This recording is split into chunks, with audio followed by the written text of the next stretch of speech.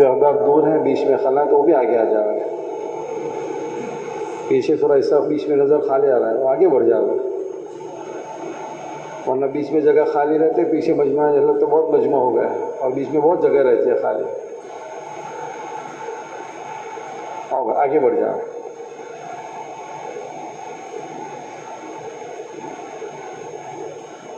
اس طرح بھی ذرا خالی جگہ ہے بیچ میں، یہاں بھی آگے بڑھ جا۔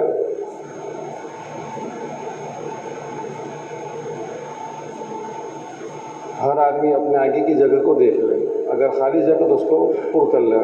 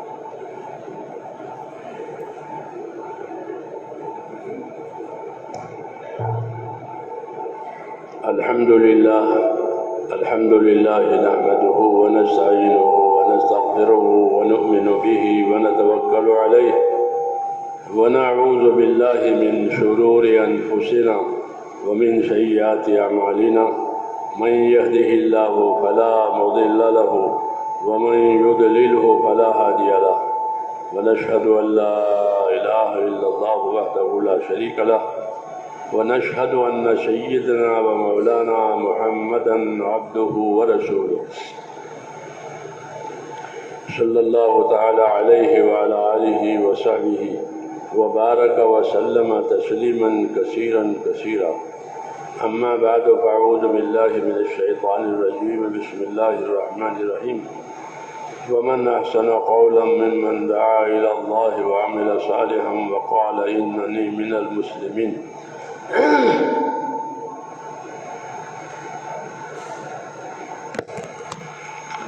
بزرگوں اور پیارے بھائیوں،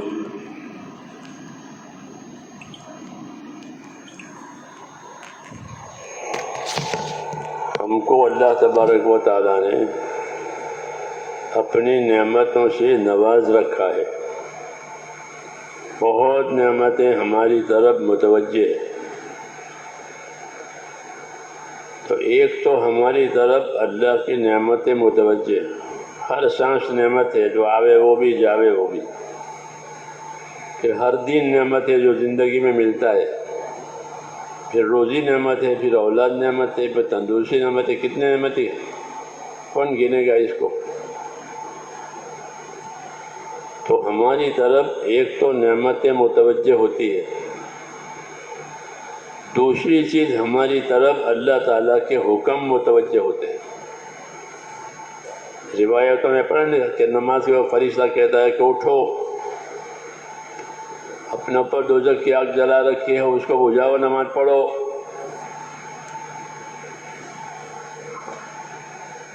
تو ایک تو ہماری طرف اللہ تعالیٰ کی نعمتیں متوجہ ہوتی ہے، اور دوسرے کہ ہماری طرف اللہ تعالیٰ کے حکم متوجہ ہوتے ہیں.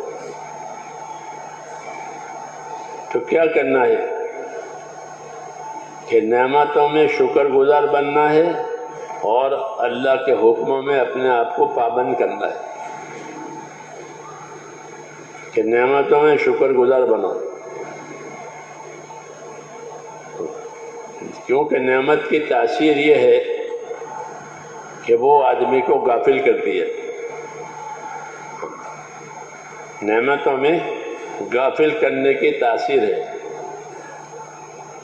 نعمت نہیں ہوتی ہے تو آدمی اللہ کی طرف متوجہ ہوتا ہے، مانگتا ہے، اور جب نعمت آ گئی تو اس میں لگ جاتا ہے،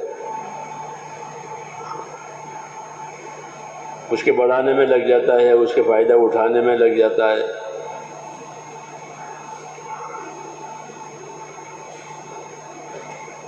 حالانکہ نعمت کا تقاضا وہ اللہ تعالیٰ کا شکر کرنا ہے کہ نعمتیں آئیں تو اللہ تعالیٰ کا شکر کرو، زبان سے بھی، دل سے بھی اور عمل سے بھی، تینوں طریقے سے۔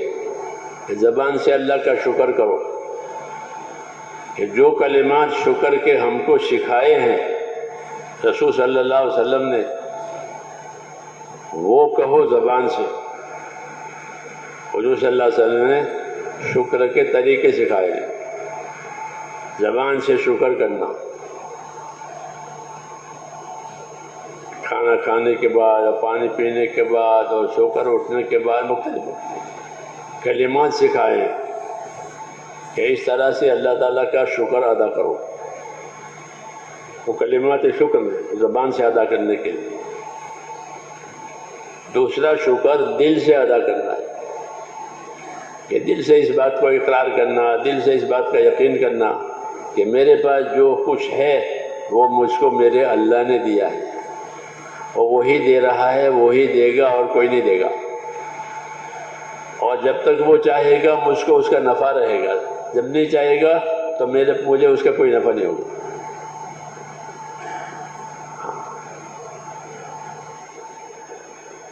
نعمت سے نفع جب ملے گا جب اللہ چاہے گا۔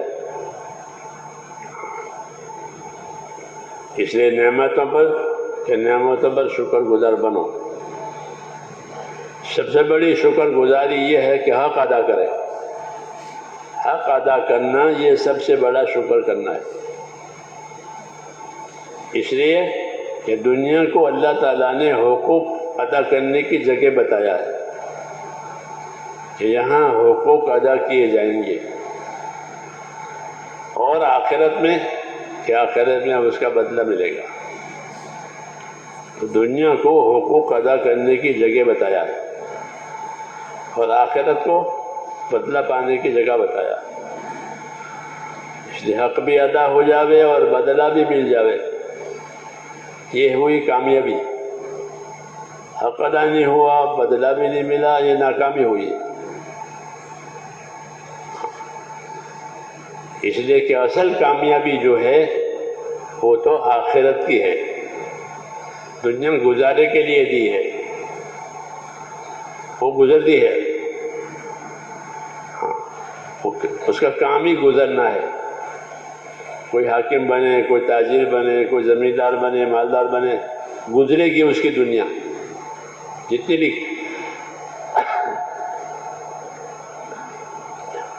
لکھی ہے اتنی ہوگی، وہ گزر جائے گی۔ تو یہ گزارے کی جگہ ہے۔ اور آخرت کہ آخرت گزارے کی جگہ نہیں ہے، بلکہ آخرت کو دار القرار بتایا ہے، یہاں رہنا ہی رہنا ہے، جانا نہیں ہے۔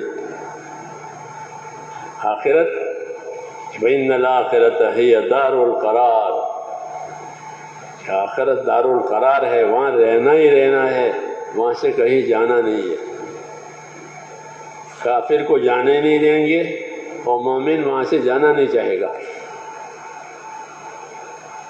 کافر کو یریدون ان یخرجوا من النار وما هم بخارجین منها ولهم عذاب مقیم، کافر چاہے گا کہ عذاب میں سے نکل جائیں، کہ نہیں نکل سکتے، تمہارے لیے دائمی عذاب ہے۔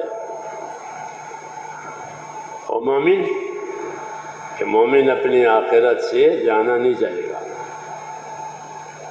لا یبغون عنہا حولا، ایمان والا جب اپنی آخرت میں پہنچ جاتا ہے تو اس کو کامیابیاں نظر آ جاتی ہے کہ میری کامیابی ہے، اللہ مجھ سے راضی ہو گیا ہے، اس لیے وہ وہاں بھی اللہ کا شکر کرتا ہے اور یہاں بھی اللہ کا شکر کرتا ہے۔ یہی زندگی ہے کہ نعمت کو بھی پہچانے، نعمت دینے والے کو بھی پہچانے اور نعمت کا حق بھی پہچانے، نعمت کو بھی پہچانے کہ اللہ نے کتنی بڑی نعمت دی ہے۔ ایک ایک نعمت ان آدمی ایسی ہے آدمی کے پاس کہ اس کا بدل نہیں ہے، اس کا بدل نہیں ہے۔ اگر وہ ضائع ہو گئی وہ ختم، جیسے آنکھ ضائع ہو گئی اب کیا کرے گا، کان ضائع ہو گئے کیا کرے گا، پھر بدل نہیں ہے، اس کا بے بدل ہے، ہر نعمت بے بدل ہے، اس کو اللہ کا انعام کہتے ہیں، یہ بطور انعام کے دیے نعمتیں، اس لیے یہ نعمتیں دی گئی ہیں تاکہ حق ادا ہو جائے۔ اصل چیز یہی ہے کہ زندگیوں کا تعلق حقوق سے ہے، مگر ہم نے زندگیوں کا تعلق مزوں سے کر دیا ہے، مزے، کھانے کے، پینے کے، پہننے کے، اوڑھنے کے، مزے۔ جب یہ بات ہو جاتی ہے پھر حقوق ادا نہیں ہوتے، پھر اس کی ترقی کی فکر ہو جاتی ہے کہ میری دنیا میں مجھے ترقی ملے، میری دنیا کو ترقی ملے۔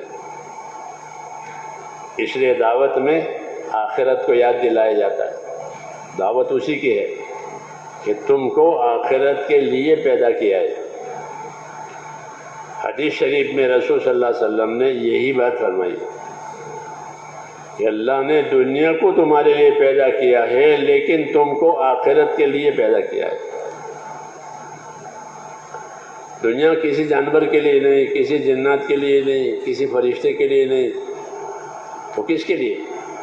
کہ دنیا کو اللہ نے انسان کے لیے پیدا کیا۔ یہاں کا سونا ہو، یہاں کی چاندی ہو، یہاں کے ہیرے جواہرات ہو، وہ ہر چیز اس کے لیے پیدا کی ہے۔ کتنا بڑا احسان ہے، کتنا بڑا احسان ہے کہ یہاں کی ہر چیز تمہارے لیے پیدا کر دی ہے، اور خالی پیدا نہیں کی ہے بلکہ فرمایا پیدا کر کے تمہارے کام میں لگائی ہے۔ کوئی چیز انکار نہیں کرے گی اس کے آپ کے کام سے، وہ تیار ہے۔ آپ گھوڑے پہ بیٹھ جاؤ گے تو گھوڑا فوراً چلے گا، کچھ نہیں کہہ سکتا، وہ فوراً چلے گا، چلو،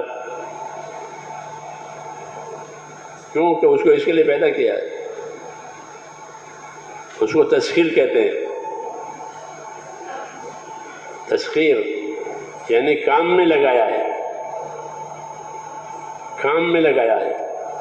ہر چیز کو، ہر سبب کو اللہ نے اپنی قدرت سے ہمارے کام میں لگا دیا ہے، سورج ہو، چاند ہو، زمین، آسمان، ہر چیز۔ بعض چیزوں کا کام ہم جانتے ہیں، بعض چیزوں کا کام نہیں جانتے۔ اس کا کیا کام ہے؟ انہیں یہ بھی تمہارے لیے پیدا کیا۔ آدمی جانتا نہیں ہے اس لیے کہتے ہیں کہ اس سے کوئی کام نہیں ہے، بیکار ہے، کہنا بیکار نہیں ہے، یہ بھی تمہارے کام کے لیے ہے، اور اس کے ذمے جو کام کیا ہے وہ کام وہ جانتا ہے کہ میرے ذمے کیا کام ہے، اس لیے جب اس سے وہ کام لیا جائے گا تو وہ کام کرے گا، اس کو اس کے لیے پیدا کیا ہے۔ تو یہ دوسری نعمت ہے، ایک تو ہمارے لیے پیدا کیا اور پھر ہمارے کام میں لگایا، تسخیر کہتے ہیں اس کو، کہ تمہارے کام میں لگا دیا ہے۔ تو جب سارے اسباب ہمارے لیے اور ہمارے کام کے لیے، تو ہم کس کام کے لیے؟ پھر ہم کس کام کے لیے؟ کیا ہم اللہ تعالیٰ کے مہمان ہیں؟ کھاؤ پیو اور کوئی مہمان کو کوئی کام نہیں، انہیں ایسا نہیں ہے، بلکہ ہم کو یہ ساری نعمتیں ذمہ داریوں کے عوض میں دی ہے کہ تمہارے اوپر کچھ ذمہ داریاں ہیں، وہ ذمہ داری تم پوری کرو، یہ ساری چیزیں ہم دیں گے۔ جیسے نوکروں کو دیتے ہیں، گاڑی بھی دیتے ہیں، گھر بھی دیتے ہیں، تنخواہ بھی دیتے ہیں، اور بہت سی سہولتیں جتنے کام کے حساب سے اس کو دیتے ہیں کہ وہ کام کرے گا، یہ سہولت ہے اس کے لیے۔ یہ طریقہ ہے کہ اسباب ہمارے لیے پیدا کیے ہیں اور ہم کو اپنے حکموں کو پورا کرنے کے لیے پیدا کیا ہے۔ یہ دعوت ہے کہ تمام اسباب تمہارے لیے اور تم حکموں کو پیدا کرنے کے لیے، حکموں کو پورا کرنے کے لیے ہو۔ جس شعبے میں رہو اس شعبے کے حکم معلوم کرو اور پورا کرو،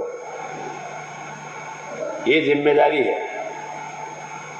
جس شعبے میں رہو،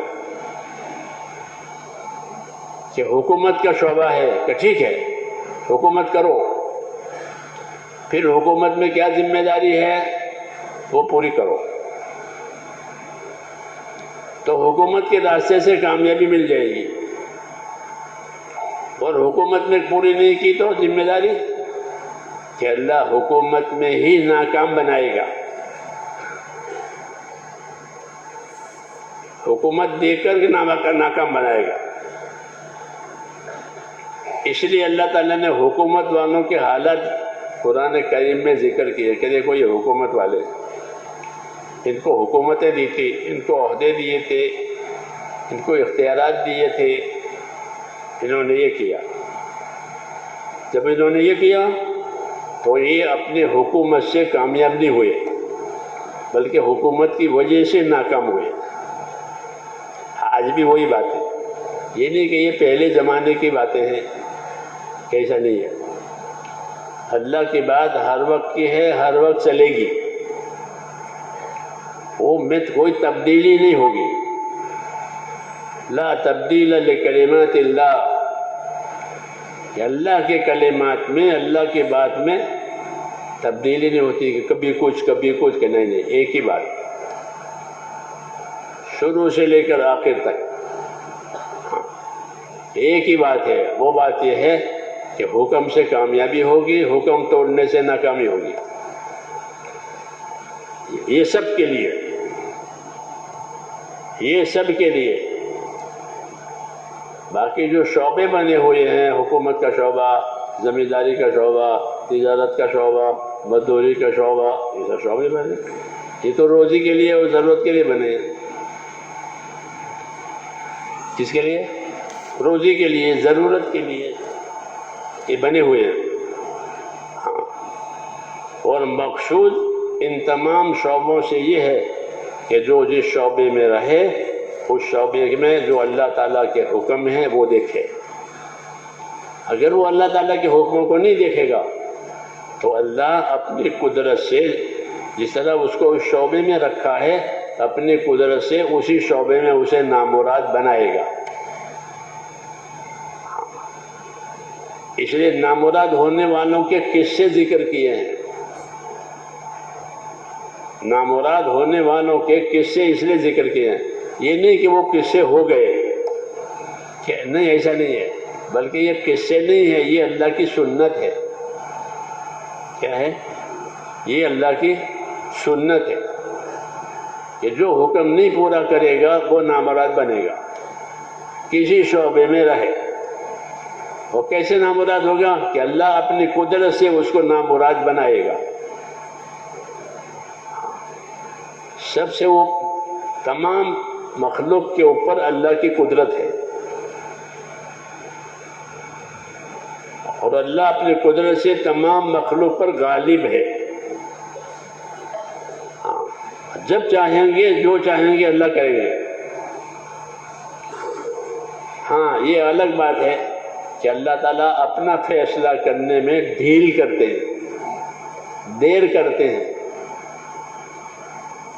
فوراً نہیں کرتے، دیر کرتے ہیں، اور دیر کرنے میں حکمت ہوتی ہے۔ حکمت کیا؟ کہ آج رجوع آج ٹھیک ہو جاوے، کل ٹھیک ہو جاوے، پرسوں ٹھیک ہو جاوے. ڈھیل اس لیے دی جاتی ہے کہ یہ ٹھیک ہو جاوے.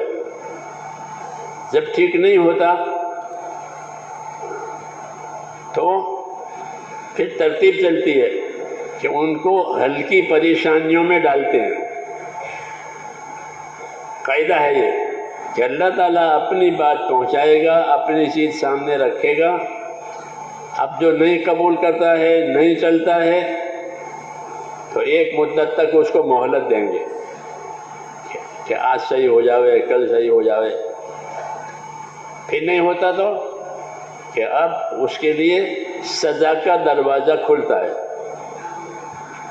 پہلے ادنا درجے کی سزا دیتے ہیں. کیا کرتے ہیں؟ اپنی قدرت سے وَلَنُذِيقَنَّهُمْ ہاں من العذاب الاکبر دون ہاں کہ پہلے ادنا عذاب سکھائیں گے اکبر عذاب سے پہلے. تو جب بات وہ آدمی بگاڑ دیتا ہے اللہ تعالیٰ کی، حاکم بن کر، تاجر بن کر، مالدار بن کر، غریب بن کر، جو بن کر ہو، تو ایسا نہیں ہے کہ اللہ غافل ہے یا عاجز ہے کہ میں تو کچھ کر نہیں سکتا ہوں، کیا کرے، یہ تو حاکم بن گیا، یہ تو تاجر بن گیا، مالدار بن گیا، بیٹا بالغ ہو گیا، جوان ہو گیا، باپ کا میں کیا کروں، اب تو بڑا ہو گیا. ایسا ہے؟ ایسا نہیں ہے، ایسا نہیں ہے. بلکہ آدمی جس سطح پر بھی جاوے اس کی حالت اللہ تعالیٰ کی قدرت کے نیچے ہے.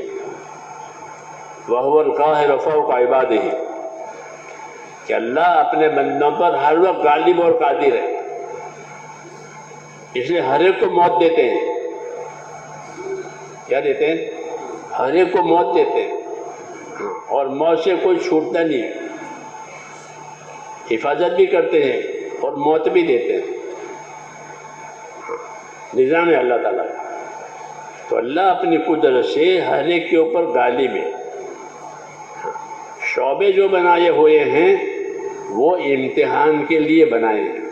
حاکم بنایا، تاجر بنایا، مالدار بنایا، غریب بنایا، تھوڑی تعداد دی، بڑی تعداد دی، یہ شعبے کہلاتے ہیں. یہ کیوں بنائے ہیں؟ کہ اس میں رکھ کر اللہ تعالیٰ دیکھیں گے کہ یہ کیسے چلتے ہیں. شعبے مقصود نہیں ہوتے بلکہ اس کے اندر کے عمل مقصود ہوتے ہیں.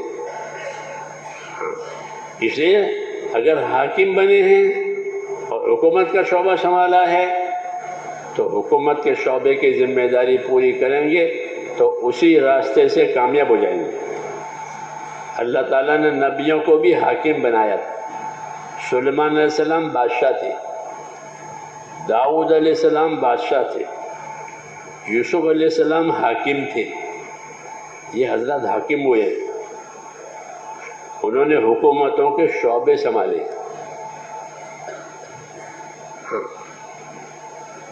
لیکن کیسے سنبھالے؟ کہ حکومت ہوتے ہوئے کیا ذمہ داری ہے وہ بتانے کے لیے ان کو حاکم بنایا تھا کہ تم یہ دنیا کو بتاؤ کہ حاکم ہوتے ہوئے کیا ذمہ داری ہے، اور پھر اس کو پوری کر کے دکھاؤ. جب اسے پوری کر کے دکھاؤ گے تو تمہاری ذمہ داری پوری ہو جائے گی، ہم تمہیں حکومتوں میں کامیاب کریں گے. داؤد علیہ السلام کو حاکم بنایا، خلیفہ قرآن شریف میں. ہاں ایسا حاکم بنایا داؤد علیہ السلام کو کہ سارے بنی اسرائیل ان کے ہاتھ پر متفق ہو گئے. بنی اسرائیل کے نبیوں میں سے ہے داؤد علیہ السلام، ورنہ بنی اسرائیل کسی پر متفق نہیں ہوتے، وہ ضدی ہیں اب تک. جی ہاں، جی ہاں، ان کی ضد ہے، اللہ کی نہیں ماننے، باقی سب کی ماننے، یہ ان کی ضد ہے اور ابھی تک ہے. تو نبیوں سے ضد کرتے رہتے، لیکن داؤد علیہ السلام کے ہاتھ پر کسی نے ضد نہیں کی. سب ان کی تابع داری میں آ گئے، ایسا حاکم بنایا۔ پھر داؤد علیہ السلام نے اپنی حکومت چلائی، ان کو زبور ملی تھی تو زبور کی تبلیغ بھی کرتے تھے، زبور کی تعلیم بھی دیتے تھے، زبور کی روشنی میں عبادت بھی کرتے تھے اور اپنی حکومت بھی کرتے تھے۔ اس لیے ان کو حکومت دے کر اللہ نے کامیاب کیا اور دنیا والوں کو نمونہ بتایا کہ یہ طریقہ ہے، اور بڑی حکومت تھی جی۔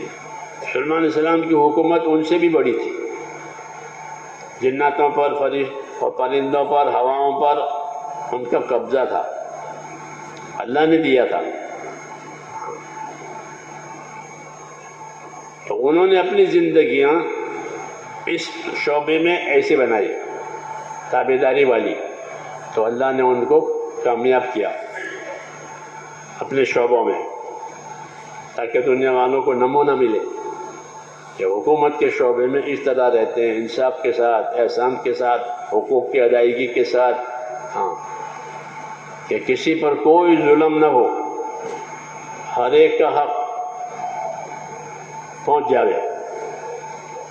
یہ مثال کے طور پر ہے کہ جس شعبے میں رہے اس شعبے کا دین سنبھالے، حاکم بنے تو حکومت کا دین سنبھالے، تاجر بنے تو تجارت کا دین سنبھالے۔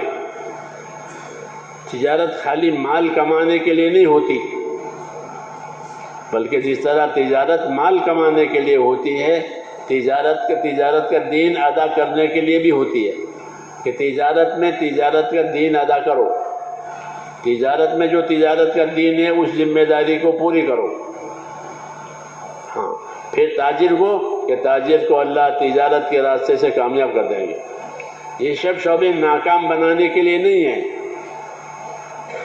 دنیا داری نہیں ہے، بلکہ اس کی دعوت ہے ان کو کہ تم اپنے شعبے میں رہ کر اللہ کے حقوق کو، بندوں کے حقوق کو پہچانو، اور پہچان کر کے ادا کرو، تو پھر تمہارے حالات اس میں اللہ صحیح کریں گے۔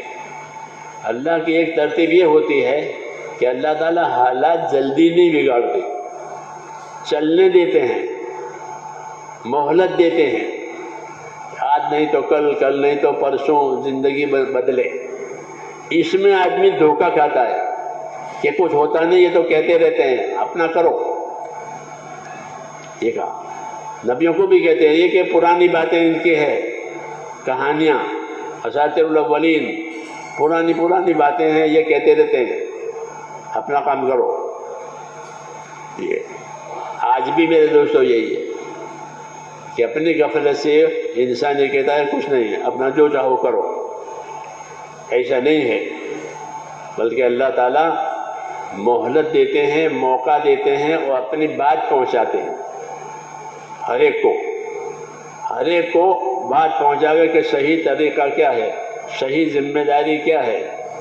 یہ بات اللہ تعالیٰ کی طرف سے پہنچتی ہے۔ جب تک بات نہ پہنچ جاوے، جب تک بات اس کی سمجھ میں نہ آوے، وہاں تک اللہ سزا کا معاملہ نہیں کرتے۔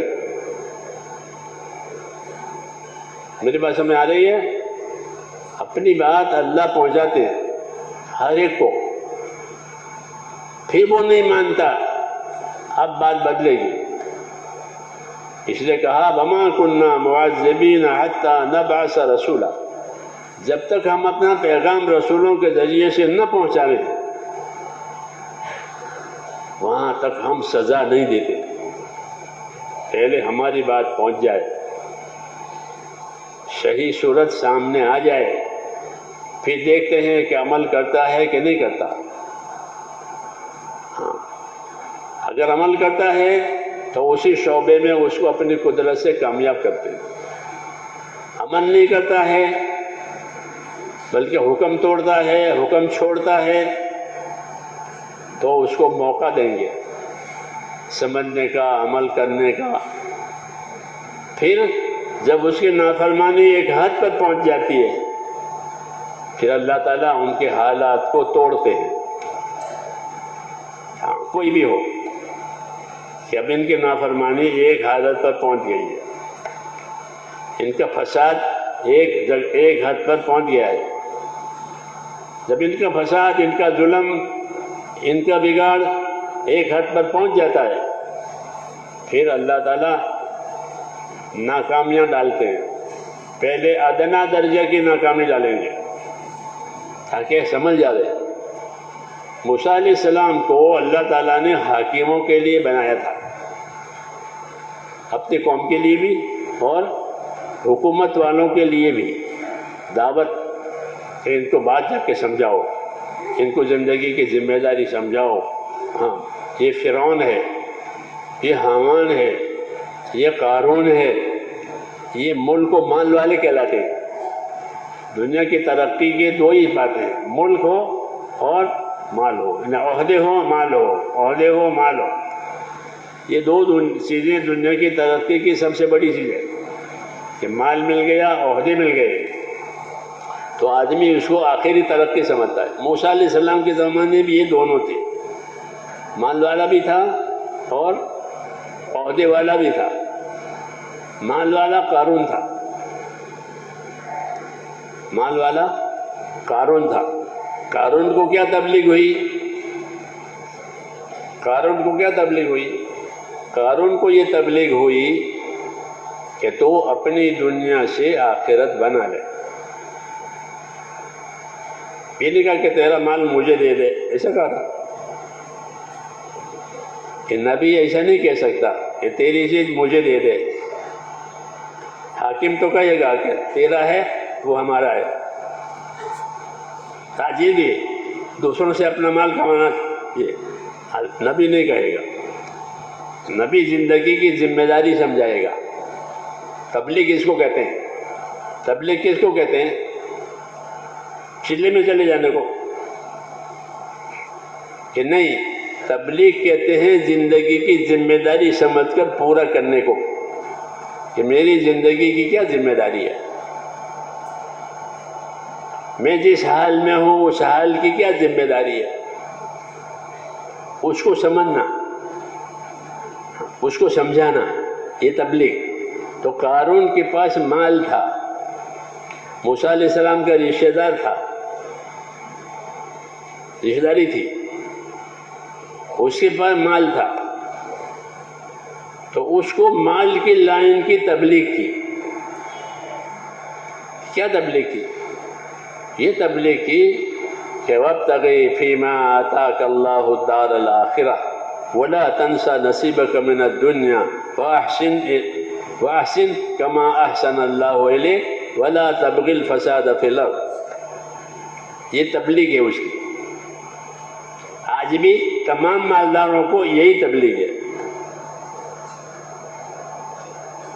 تمام مالداروں کو وہی تبلیغ ہے جو ان سے کہی گئی۔ اس لیے قرآن میں یہ آیتیں اتاری ہے کہ مالدار ہو گئے کہ ٹھیک ہے، مالداری کا دین بناؤ۔ کہ مالداری کا کیا دین ہے؟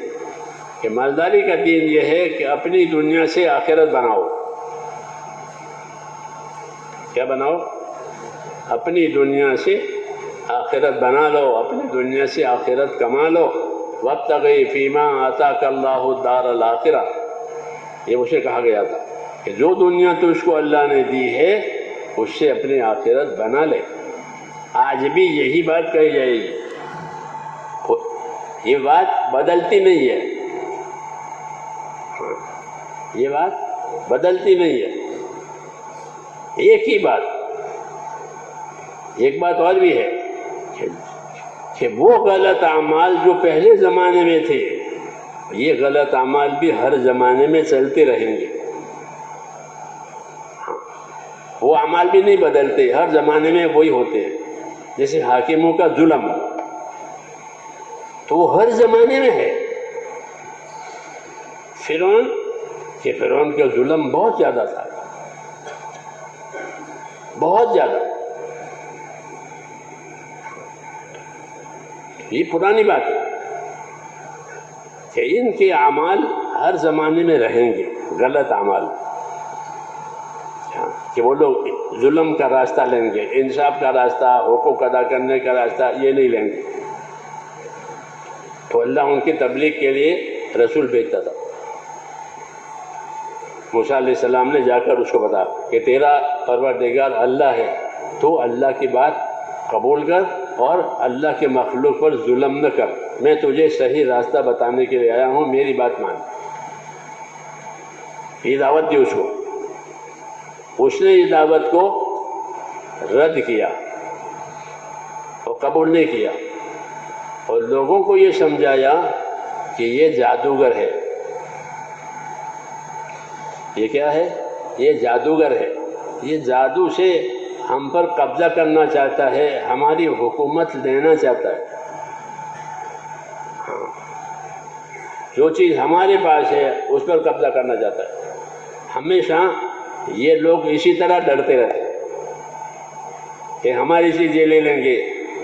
ہاں، تو یہ کہا کہ یہ دونوں بھائی ہمارے اوپر قبضہ کرنا چاہتے ہیں، اس لیے کوئی ان کی بات نہ سنے، یہ پاگل ہیں، یہ پاگل ہیں، یہ جادوگر ہیں، ان میں عقل نہیں ہے۔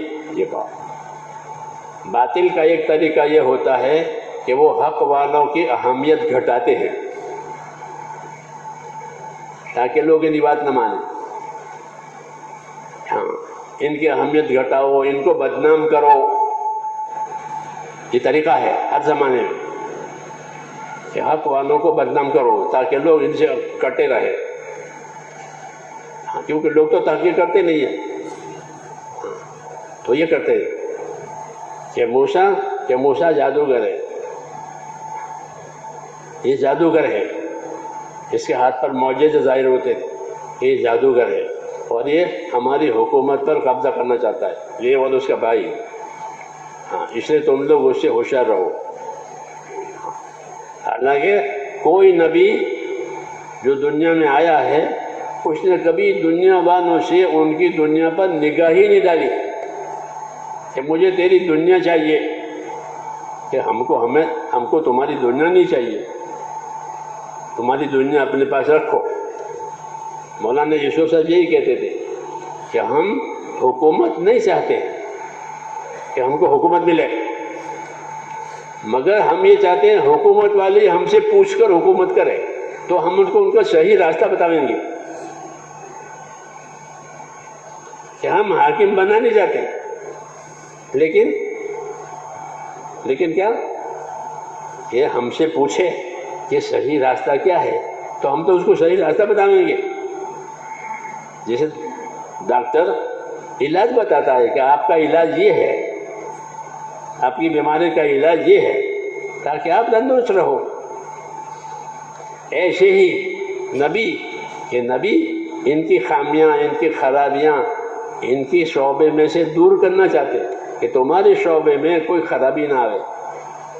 یہاں موسیٰ علیہ السلام یہ کہتے ہیں کہ تو نے مخلوق پر بہت ظلم کر رکھا ہے، تو اللہ سے ڈر اور اللہ کا بندہ بن۔ یہ کہا تھا اسے، مخلوق پر ظلم مت کر، ان کو تو نے بہت دبا رکھا ہے، یہ نہ کر۔ تو یہ بات اس کو گوارا نہیں تھی، اس لیے اس نے موسیٰ علیہ السلام کے خلاف بہت سی باتیں چلائی۔ تو نبیوں کا طریقہ یہ ہے کہ وہ مقابلہ کرنے کے بجائے صبر کرتے ہیں۔ کیا کرتے ہیں؟ صبر کرتے ہیں کہ صبر کرو، صبر کرو، صبر کرو۔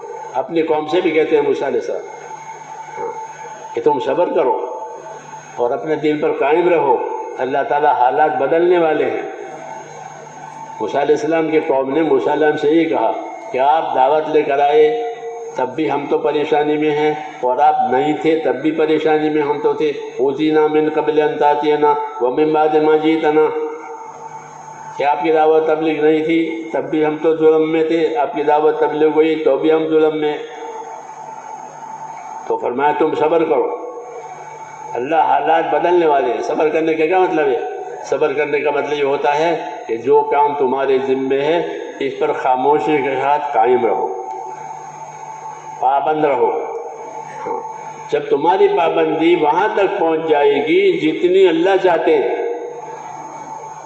یہ قاعدہ ہے کہ پابند ہونے والوں کی پابندیاں، قربانی دینے والے کی قربانیاں اس حد پر پہنچ جائے گی جو حد اللہ چاہتے ہیں، تو فیصلہ ہو جائے گا۔ ہم جلدی کرتے ہیں کہ ابھی ہو جاوے، ابھی ہو جاوے، ایسا نہیں ہوگا۔ ایک مقدار ہے۔ حضور صلی اللہ علیہ وسلم صحابہ سے بھی یہی کہتے تھے۔ صحابہ نے شکایت کی تھی کہ ہم بہت پریشان ہیں، بڑا ظلم ہے، بڑی بھوک ہے، بڑی تنگی ہے، بڑا خوف ہے، آرام نہیں ہے، آپ دعا کیوں نہیں کرتے؟ یہ کہتے ہیں آپ دعا کیوں نہیں فرماتے، آپ مدد کیوں نہیں اترواتے؟ یہ شکایت لائے تھے، اور لانی بھی چاہیے۔ بڑوں کے پاس تو شکایت لے کر جا سکتے ہیں، بچے باپ کے پاس جاتے تھے کہ ہو گیا یہ ہو گیا۔ تو حضور صلی اللہ علیہ وسلم نے ان کو کیا جواب دیا؟ حضور صلی اللہ علیہ وسلم نے ان کو تسلی کا جواب نہیں دیا، بلکہ ذمہ داری کا جواب دیا۔ کیا جواب دیا؟ ذمہ داری کا جواب۔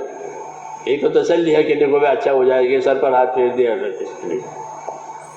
ایسا نہیں کیا، بلکہ یوں فرمایا کہ کیا بات کرتے ہو، تم سے پہلے زمانے کے لوگوں پر تو اتنی تکلیف آئی تھی کہ ان کو لوگوں نے آرے سے سیدھا چیر دیا تھا،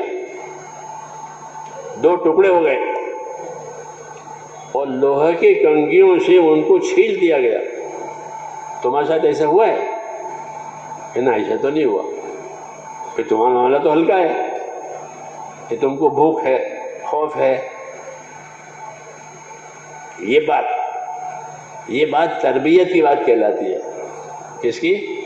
تربیت کی بات، کہ تمہارا معاملہ ہلکا ہے۔ باقی رہا تمہاری حالت بے شک دکھی ہے، تو فرمایا گھبراؤ مت، حالات بدلنے والے ہیں۔ آج بھی ہم یہی کہیں گے کہ کوئی نہ گھبراوے، حالات بدلنے والے ہیں۔ ہاں، نبی کی بات وقتی نہیں ہوتی،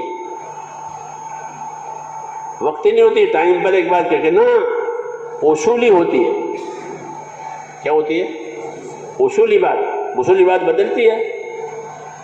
اصولی بات نہیں بدلتی، وہ ہر زمانے میں رہتی ہے۔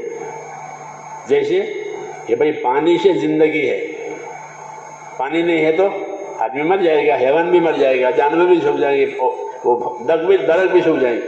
پانی سے حیات ہے، اصولی بات ہے، تو یہ بدلتی نہیں ہے۔ ایسے ہی نبی کی بات ہوتی ہے۔ تو حضور نے فرمایا کہ تم تو جلدی کر رہے ہو،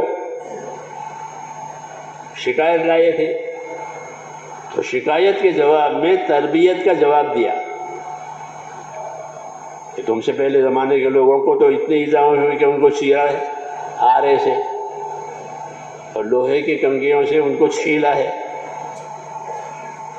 تمہارے ساتھ ایسا ہوا ہے کہ نہ؟ ہمارے ساتھ ایسا تو نہیں ہوا۔ کہ تمہارا معاملہ ہلکا ہے، باقی تم پریشانی میں ہو تو تم گھبراؤ مت، حالات بدلنے والے ہیں۔ کہ اللہ کی دستور ہے کہ اللہ حالات کو بدلتے ہیں۔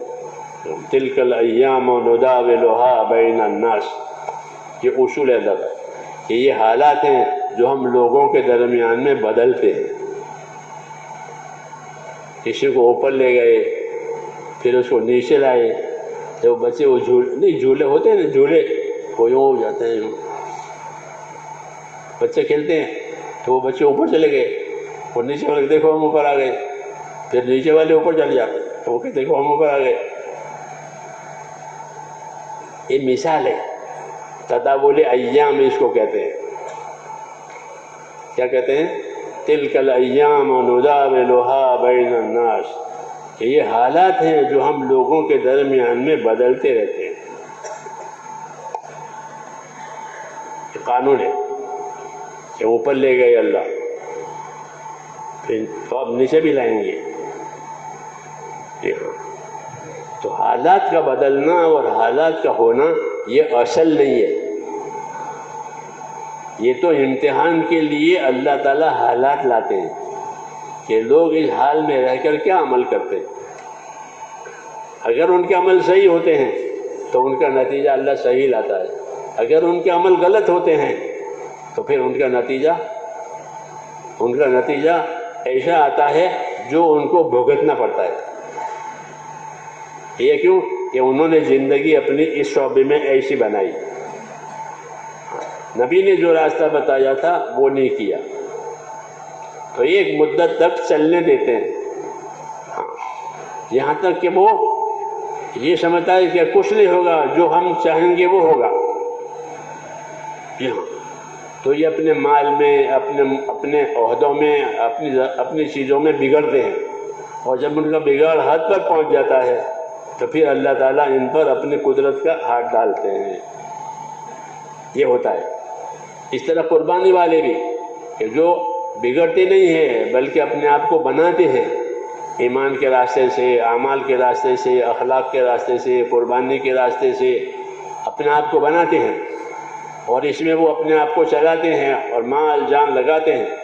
ان کا مال جان لگنا جب ایک حد پر پہنچ جاتا ہے، جو حد اللہ چاہتے ہیں، تو پھر اب فیصلہ ان کے حق میں آتا ہے۔ یہ طریقہ ہے۔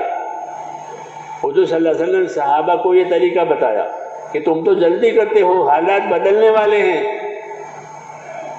حالات بدلنے والے ہیں، تم جلدی کر رہے ہو، اللہ اپنی ترتیب سے حالات کو بدلے گا، تم جلدی نہ کرو۔ تو ایسا ہوتا ہے۔ تو بدلنے کے مطلب ہے کہ بگڑنے والوں کا بگاڑ اپنے حد پر پہنچ گیا کہ اب اللہ ان کو نہیں چھوڑے گا۔ فَلَمَّا آسَفُونَا انتَقَمْنَا مِنْهُمْ فَأَغْرَقْنَاهُمْ أَجْمَعِينَ۔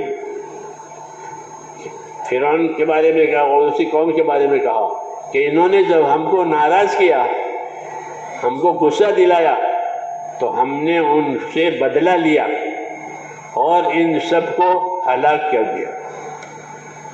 تو جب ان کی نافرمانی یہ حد پر پہنچ گئی، پھر اللہ نے ان پر ہاتھ ڈالا، اور ہاتھ ڈال کر ان کو تہس نہس کر دیا، ان کی حیثیت ختم ہو گئی۔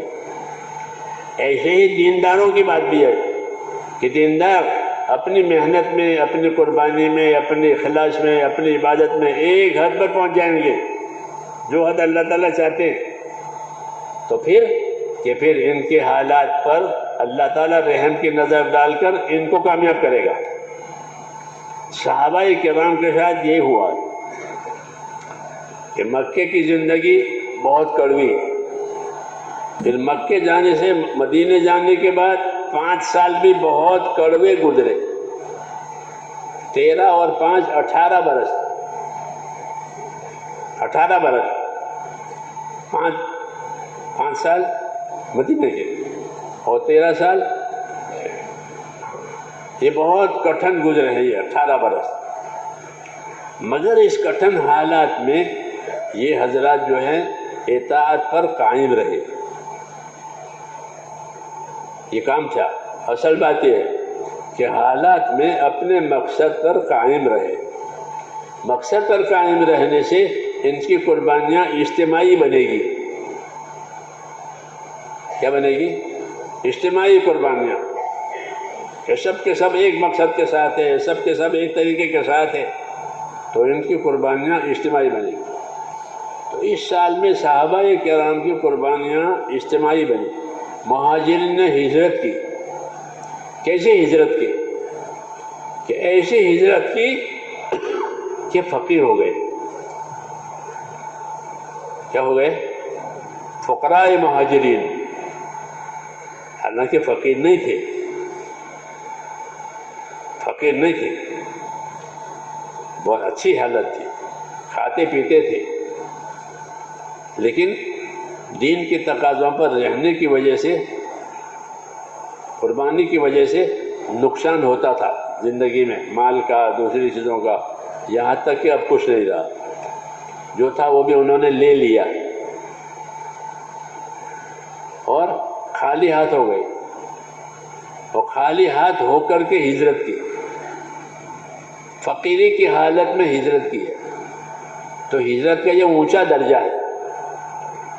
ایک تو تکلیف کی وجہ سے ہجرت کریں گے، وہ یہاں تشہیر ہوئی، وہ بھی ٹھیک ہے، اور ایک ایسی ہجرت ہوئی کہ فقیر ہو گئے، یعنی محتاج ہو گئے، غریب ہو گئے۔ یہ ہجرت اعلیٰ درجے کی کہلاتی ہے۔ فقراء مہاجرین، ان کا نام ہی پڑا، فقراء مہاجرین، حالانکہ وہ فقیر نہیں تھے، اچھی حیثیت تھی، لیکن ان پر اس کام کی قربانی کی وجہ سے اور ان کے ظلم کی وجہ سے فقیر آئے کہ ہجرت کی تو جو مال ان کا تھا وہ انہوں نے قبضہ کر لیا، جو مکانات تھے ان پہ قبضہ کر لیا، ان کو بیچ دیا، اب خود نہیں رہا، فقیر ہو گئے۔ تو فقیری کے ساتھ ہجرت کی ہے، یہ ہجرت اعلیٰ درجے کی ہوئی، فقراء مہاجرین۔ پھر ادھر انصار تھے، ان کی نصرت بھی اعلیٰ درجے کی تھی، ان کی نصرت اعلیٰ درجے کی۔ کہ اعلیٰ درجے کی نصرت کیا؟ کہ انہوں نے نصرت ایثار کے ساتھ کی۔ اس کے ساتھ ایثار کے ساتھ، یعنی اپنی ضرورتوں کو نہیں دیکھا اور ان کی ضرورتوں کو دیکھا، مکانات بھی دیے، زمینیں بھی دی، مال بھی دیا، یہاں تک کہ عورت بھی دینے کو دے کہ میری 2 عورتیں ہیں، ایک آپ لے لو۔ یہ ایثار کہلاتا ہے کہ اپنی ضرورت کو بھی نہیں دیکھا اور ایثار کے ساتھ نصرت کی۔ تو مہاجرین نے فقیر کے ساتھ ہجرت کی اور انصار نے ایثار کے ساتھ نصرت کی۔ یہ اونچے درجے کی نصرت ہے کہ اپنی حاجتوں کو نہیں دیکھا، ان کی حاجتوں کو دیکھا، اس لیے ان پر اجاڑ آ گیا، بھوکے ہو گئے، ان کے بچے بھی بھوکے ہو گئے، اور ان کی مدد کی، دین کی مدد کی۔ تو یہ قربانی کا اونچا معیار ہو گیا۔ جب قربانی کا اونچا معیار ہو گیا تو تھوڑی ہی مدت میں پھر فیصلہ ہو گیا۔ یہ 5 سال رہے تکلیفوں میں مدینے جا کر کے۔ 5واں سال بہت سخت سال تھا، 5واں سال بہت سخت سال تھا۔ سارا عرب دشمن بنا ہوا، سارا عرب دشمن، ایک طرف سے ایسے حالات کہ ہر کوئی ان کو مٹانا چاہتا ہے، ہر کوئی ان کو اجاڑنا چاہتا ہے، ان کو مٹاؤ، ان کو اجاڑو، ہر کوئی۔ ادھر یہود رہتے تھے مدینے میں، 3 قبیلے تھے بڑے بڑے یہود کے، اور بڑے مالدار تھے، وہ شاہکار لوگ،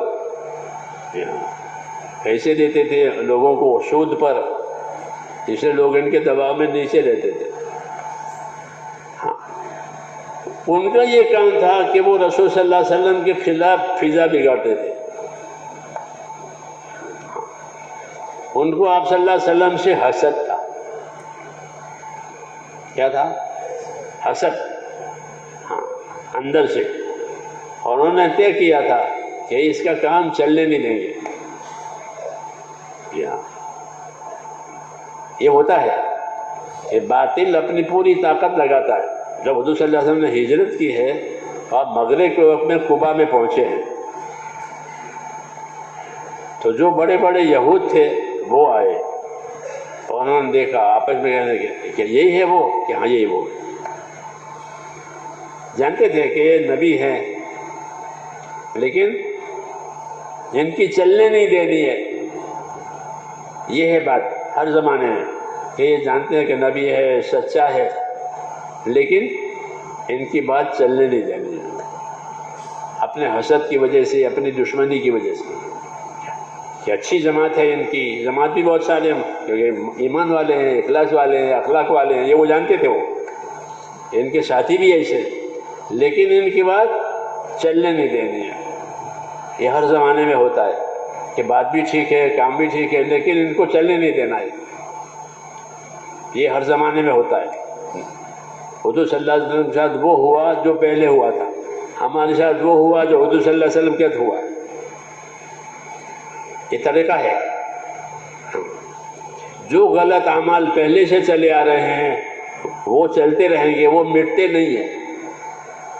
جیسے جو صحیح کام پہلے سے نبیوں کا چلا آ رہا ہے وہ بھی چلا آ رہا ہے، وہ بھی مٹتا نہیں ہے، وہ بھی چلتا رہتا ہے۔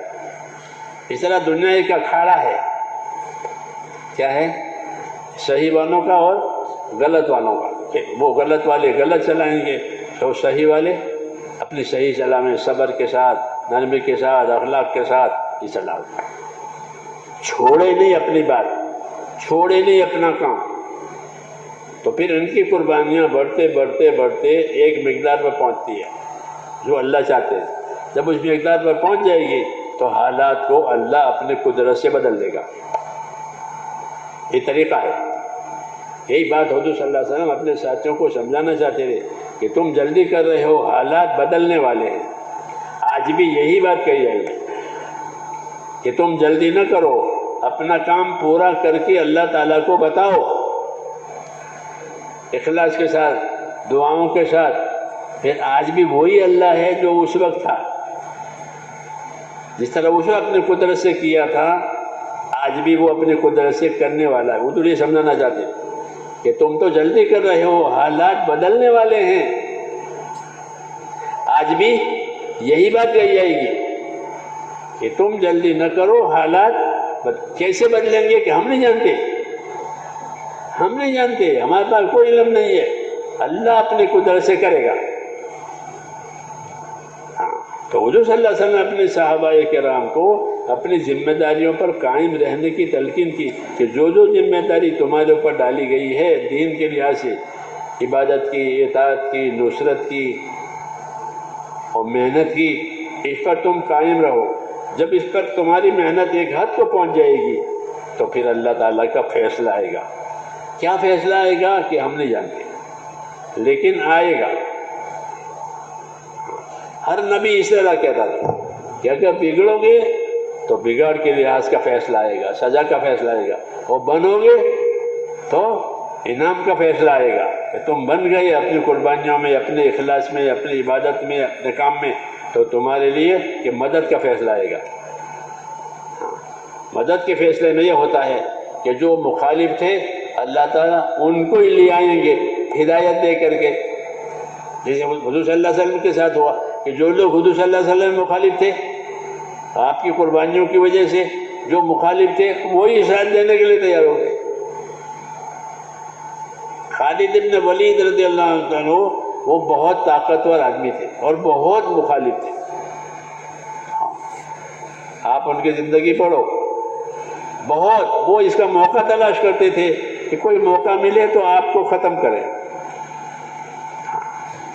اس میں رہتے تھے وہ تھے بھی بہت طاقتور. اللہ تعالیٰ نے ان کو بڑی طاقت دی. موتا کی جنگ میں 6 تلواریں ان کے ہاتھ سے ٹوٹی ہے. تلوار ٹوٹے، لکڑی کی ہوتی ہے نا، وہ تو لکڑی کی ہوتی ہے نا، اتنی طاقتور. تو وہ آپ کے اسے کہ کسی طرح آپ کو ختم کرنا ہے. اور اللہ کی قدرت ہے کہ جو ختم کرنے کے لیے پیدا ہوا یہ ختم اس کے ہاتھ سے نہیں ہوگا. جو اللہ چاہے گا وہ ہوگا. ورنہ یہ حضور صلی اللہ علیہ وسلم کو ختم کرنا چاہتے تھے کہ موقع نہیں ہے تو جب یہ نماز پڑھے تب حملہ کرو، یوں کہتے تھے کہ نماز تو چھوڑتے نہیں ہیں اپنی، ہر وقت کی نماز پڑھتے ہیں. جب یہ نماز میں شریک ہو جائیں اور سب باندھ کے کھڑے ہو جائیں تب ان پر ٹوٹ پڑو، یہ کہتے تھے. اللہ تعالیٰ نے خبر دی، پھر اللہ تعالیٰ نے ان کو صلاۃ الخوف کا طریقہ بتایا. خوف کی نماز پڑھ لو. خوف کی نماز کا ایک طریقہ ہوتا ہے، جیسے جنازے کا ایک طریقہ، عید کا ایک طریقہ، خوف کی نماز کا بھی ایک طریقہ ہوتا ہے کہ تمہاری نماز کی حالت میں تم پر حملہ کرنا چاہتے ہیں، تم خوف والی نماز پڑھو. کیوں؟ یہ ان کی وجہ سے بات آئی تھی. اتنا کٹر ہو کیا یہی. لیکن اللہ تعالیٰ کو منظور ہے کہ اللہ تعالیٰ نے حضرت خالد رضی اللہ عنہ کو ہدایت دے دی کہ جب حضور صلی اللہ علیہ وسلم عمرہ کے لیے گئے تو یہ مکے سے نکل گئے باہر، کیونکہ پہلے قرار ہوا تھا کہ عمرہ کریں گے، 3 دن رہیں گے پھر جائیں گے. یہ قرار ہوا تھا. تو یہ قرار کی وجہ سے حضور عمرہ کے لیے آئے. 3 دن پورے ہو گئے تو مکے والوں نے کہا کہ 3 دن پورے ہو گئے، مکہ خالی کرو. تو آپ نے خالی کر دیا کہ 3 دن کی بات تھی. یہ مکے میں بھی نہیں رہے، یہ کہیں اور دور چلے گئے کہ میں ان کو دیکھنا بھی نہیں چاہتا ہوں. حضور نے پوچھا خالد کہاں ہے؟ ان کے بھائی تھے ولید ابن ولید، یہ خالد ابن ولید کہ ان کے بھائی سے پوچھا خالد کہاں ہے؟ تو وہ تو جانتے تھے کہ آپ کی وجہ سے وہ بھاگ گیا ہے، تو بڑے کے سامنے ایسی بات نہیں کہی جاتی کہ وہ آپ کی وجہ سے بھاگ گیا ہے۔ تو انہوں نے ادب سے جواب دیا کہ فرمایا خالد کہاں ہے؟ کہ یا رسول اللہ اس کو لائے گا۔ ٹھیک ہے، اللہ اس کو لائے گا، یہ نہیں کہا کہ آپ کی وجہ سے بھاگ گیا ہے۔ تو آپ نے فرمایا کہ اتنا سمجھدار آدمی ہے، اگر وہ ہمارے کام میں ہمارا مددگار بن جائے تو ہم اس کو آگے آگے رکھیں گے، ہم اس کی قدر کریں گے۔ یہ بات حضور نے فرمائی، تو انہوں نے وہ بات ان کو وہاں لکھ کے بھیجی کہ تیرے بارے میں تو یہ کہہ رہے ہیں اور تو مارے مارے پھر رہا ہے۔ تو وہ ان کو ایک دم چوٹ پڑی کہ میں کس فکر میں ہوں، یہ آدمی کس فکر میں ہے، میں تو اس کے ماننے کی فکر میں ہوں، وہ میری ترقی کی فکر میں ہے۔ تو ہمارے کام میں جیتنے کا ایک راستہ ہے کہ اپنے مخالفوں کے ساتھ اخلاق سے پیش آؤ، اپنے مخالفوں کے ساتھ صبر سے پیش آؤ۔ یہ نبیوں کا طریقہ ہے کہ جو مخالفت کرے، جو دشمنی کرے، تو اس کے ساتھ دشمنی کرنے کے بجائے کیا کرو کہ صبر کرو، اخلاق سے پیش آؤ۔ وہ برائی چاہے تم ان کی برائی مت چاہو تو تم جیت جاؤ گے۔ تو حضور نے یہ کیا کہ وہ تو دشمنی میں پھر رہا ہے، اور حضور صلی اللہ علیہ وسلم کو ان کی قدر ہے کہ یہ اگر ہمارے پاس آ جاتا تو ہم تو اس کی قدر کرتے، اس کو آگے رکھتے۔ تو ان کے بھائی نے جب یہ بات ان کو لکھ بھیجی تو وہ متاثر ہو گئے کہ میں کس سوچ میں ہوں، یہ آدمی کس سوچ میں ہے۔ پھر اللہ تعالیٰ کو ہدایت دینی ہے تو اللہ اسباب پیدا کرتے ہیں، اللہ کو اس کی ہدایت دینی ہے، چاہے وہ کتنا ہی دشمن ہے، لیکن اللہ کو ہدایت دینی ہے تو اللہ اس کے اسباب پیدا کرتا ہے۔ تو ان کو خواب آیا خالد بن ولید کو کہ میں ایک بنجر زمین میں ہوں، وہاں کچھ نہیں ہے، اور بنجر زمین سے ہری بھری زمین میں جا رہا ہوں۔ یہ کب آیا اور یہ خط بھی پہنچا، تو انہوں نے خواب کی تعبیر پوچھی کہ خواب کی کیا تعبیر ہے؟ ابو بکر رضی اللہ عنہ خواب کی تعبیر بتاتے تھے اس زمانے میں۔ تو انہوں نے کہا بنجر زمین تمہارا شرک ہے، کہ تم شرک میں ہو، اور آباد زمین اسلام ہے۔ ہاں، یہ تمہیں دکھایا گیا ہے کہ وہ بنجر ہے، یہ آباد ہے۔ تو یہ خواب سبب بنا، اور وہ آپ نے یاد کر کے جو انہوں نے بین لکھا تھا وہ خط، وہ سبب بنا۔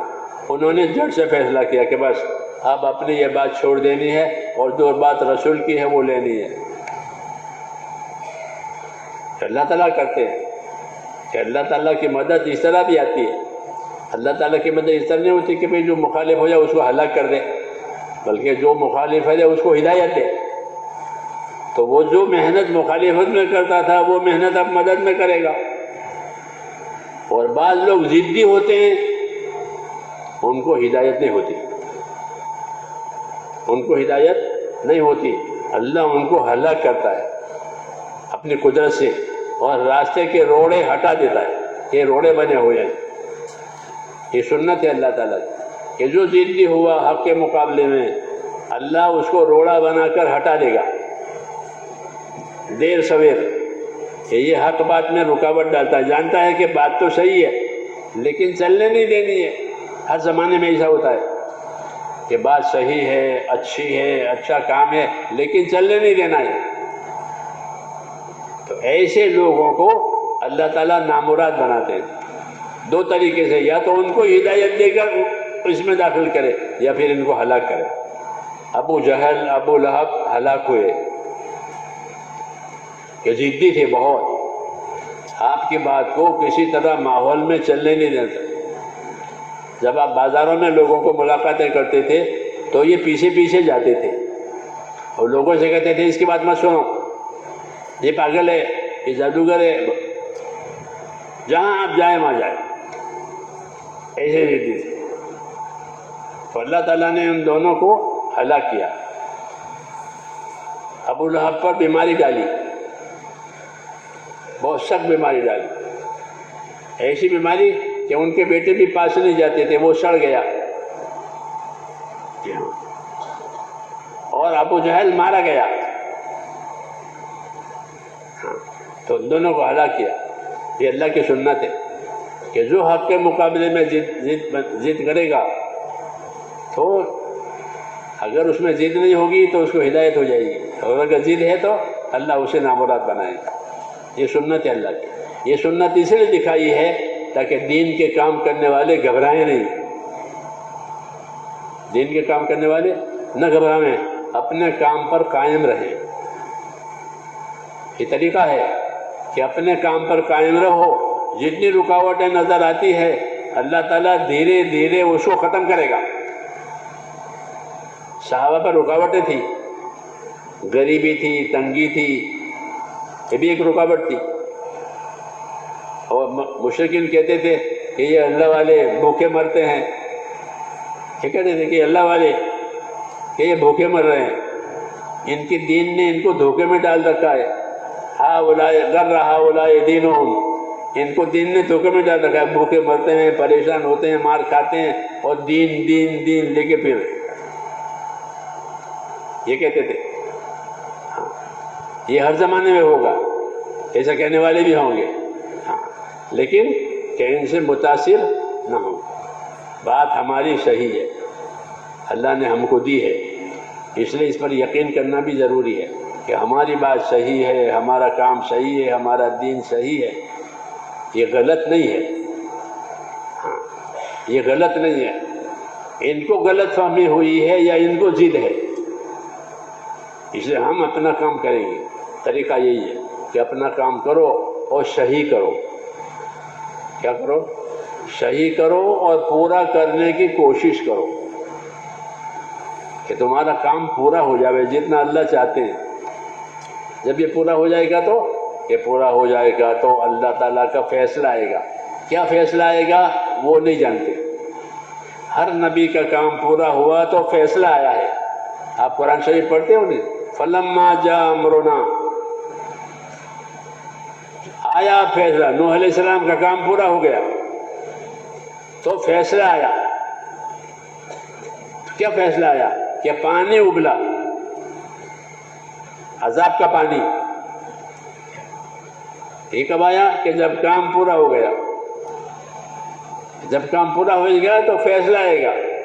جب عذاب کا پانی آیا، آسمان سے بھی اور زمین سے بھی، اور پانی نے عذاب بن کر سب کو گھیر لیا، اس کو امر ایسا ہر نبی کے ساتھ۔ فلما جاء امرنا فارت تنور، فلما جاء امرنا جعلنا علیہا سافلہا، لوط علیہ السلام کے ساتھ کہ جب ہمارا فیصلہ آیا تو ہم نے ان کے بستی کو اوپر نیچے کر دیا، یعنی ان کی بستی کی زمین کو جو نیچے جا کر پھر بھاگ دیا۔ یہ فیصلہ، اور اللہ تعالیٰ کے فیصلے آتے ہیں، جب تک فیصلہ نہ آوے وہاں تک کام کرنا ہوتا ہے۔ جب تک فیصلہ نہ آوے کہ وہاں تک کام کرو، پھر فیصلہ آئے گا۔ ہاں، تو رسول صلی اللہ علیہ وسلم چونکہ رحمت بن کر آئے ہیں، اس لیے وہ فیصلے نہیں آئیں گے جو پہلے زمانے کے لوگوں پر آئے تھے کہ عذاب آیا اور ان کا ناش ہو گیا۔ ایسا نہیں ہوگا، بلکہ کسی اور طریقے سے فیصلہ آئے گا۔ یا تو اللہ ان کو ہدایت دے دے گا، یا ان کی کوششیں ناکام کر دے گا اور حق کے لیے راستے کھول دے گا۔ وہ اللہ جانتے ہیں کیا فیصلہ آیا۔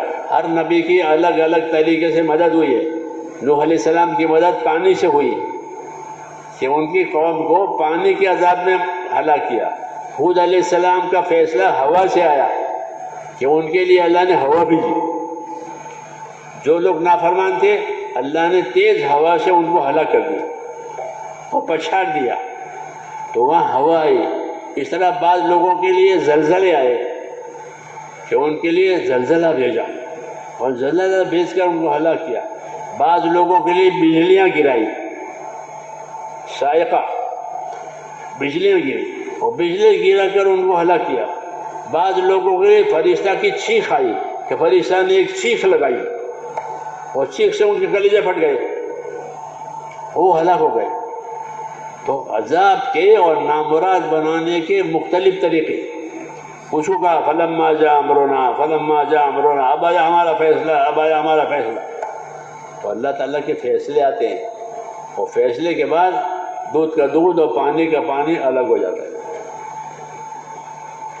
کامیاب ہونے والے کامیاب ہوتے ہیں، ناکام ہونے والے ناکام ہوتے ہیں، اس کو فیصلہ کہتے ہیں۔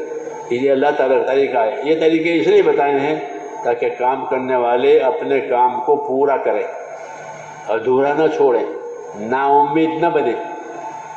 کیا نہ بنے کہ ہمارا مسئلہ تو بنے گا نہیں، اب مسئلہ چھوڑو۔ مولانا نیاز صاحب فرماتے تھے کہ شیطان نا امید بھی بناتا ہے، جیسا شیطان گناہوں میں لے جاتا ہے، برائیوں میں لے جاتا ہے، ایسے ہی برائیوں میں تو ان کو لے جائے گا جو برائیوں والے ہیں، لیکن یہ جو بیٹھے ہیں ان کو گناہ میں نہیں جا سکتا کہ چلو سنیما دیکھنے کے لیے، تو یہ تو نہیں جائیں گے، یہ تو سنیما میں سے لوگوں کو لاتے ہیں۔ ہاں، تو ان کو کس راستے سے نا امید کریں گے کہ ان کو نا امید بنائے گا۔ کیا بنائے گا؟ وہ کتنے مدت سے کام کر رہے ہو، کچھ ہوا کہ نا؟ کتنے مرتبہ تم نے بکرا گیا، کتنے میں دعائیں کی، کتنے مرتبہ وظیفہ پڑھا، کچھ ہوا کہ نا؟ تو پھر چھوڑو۔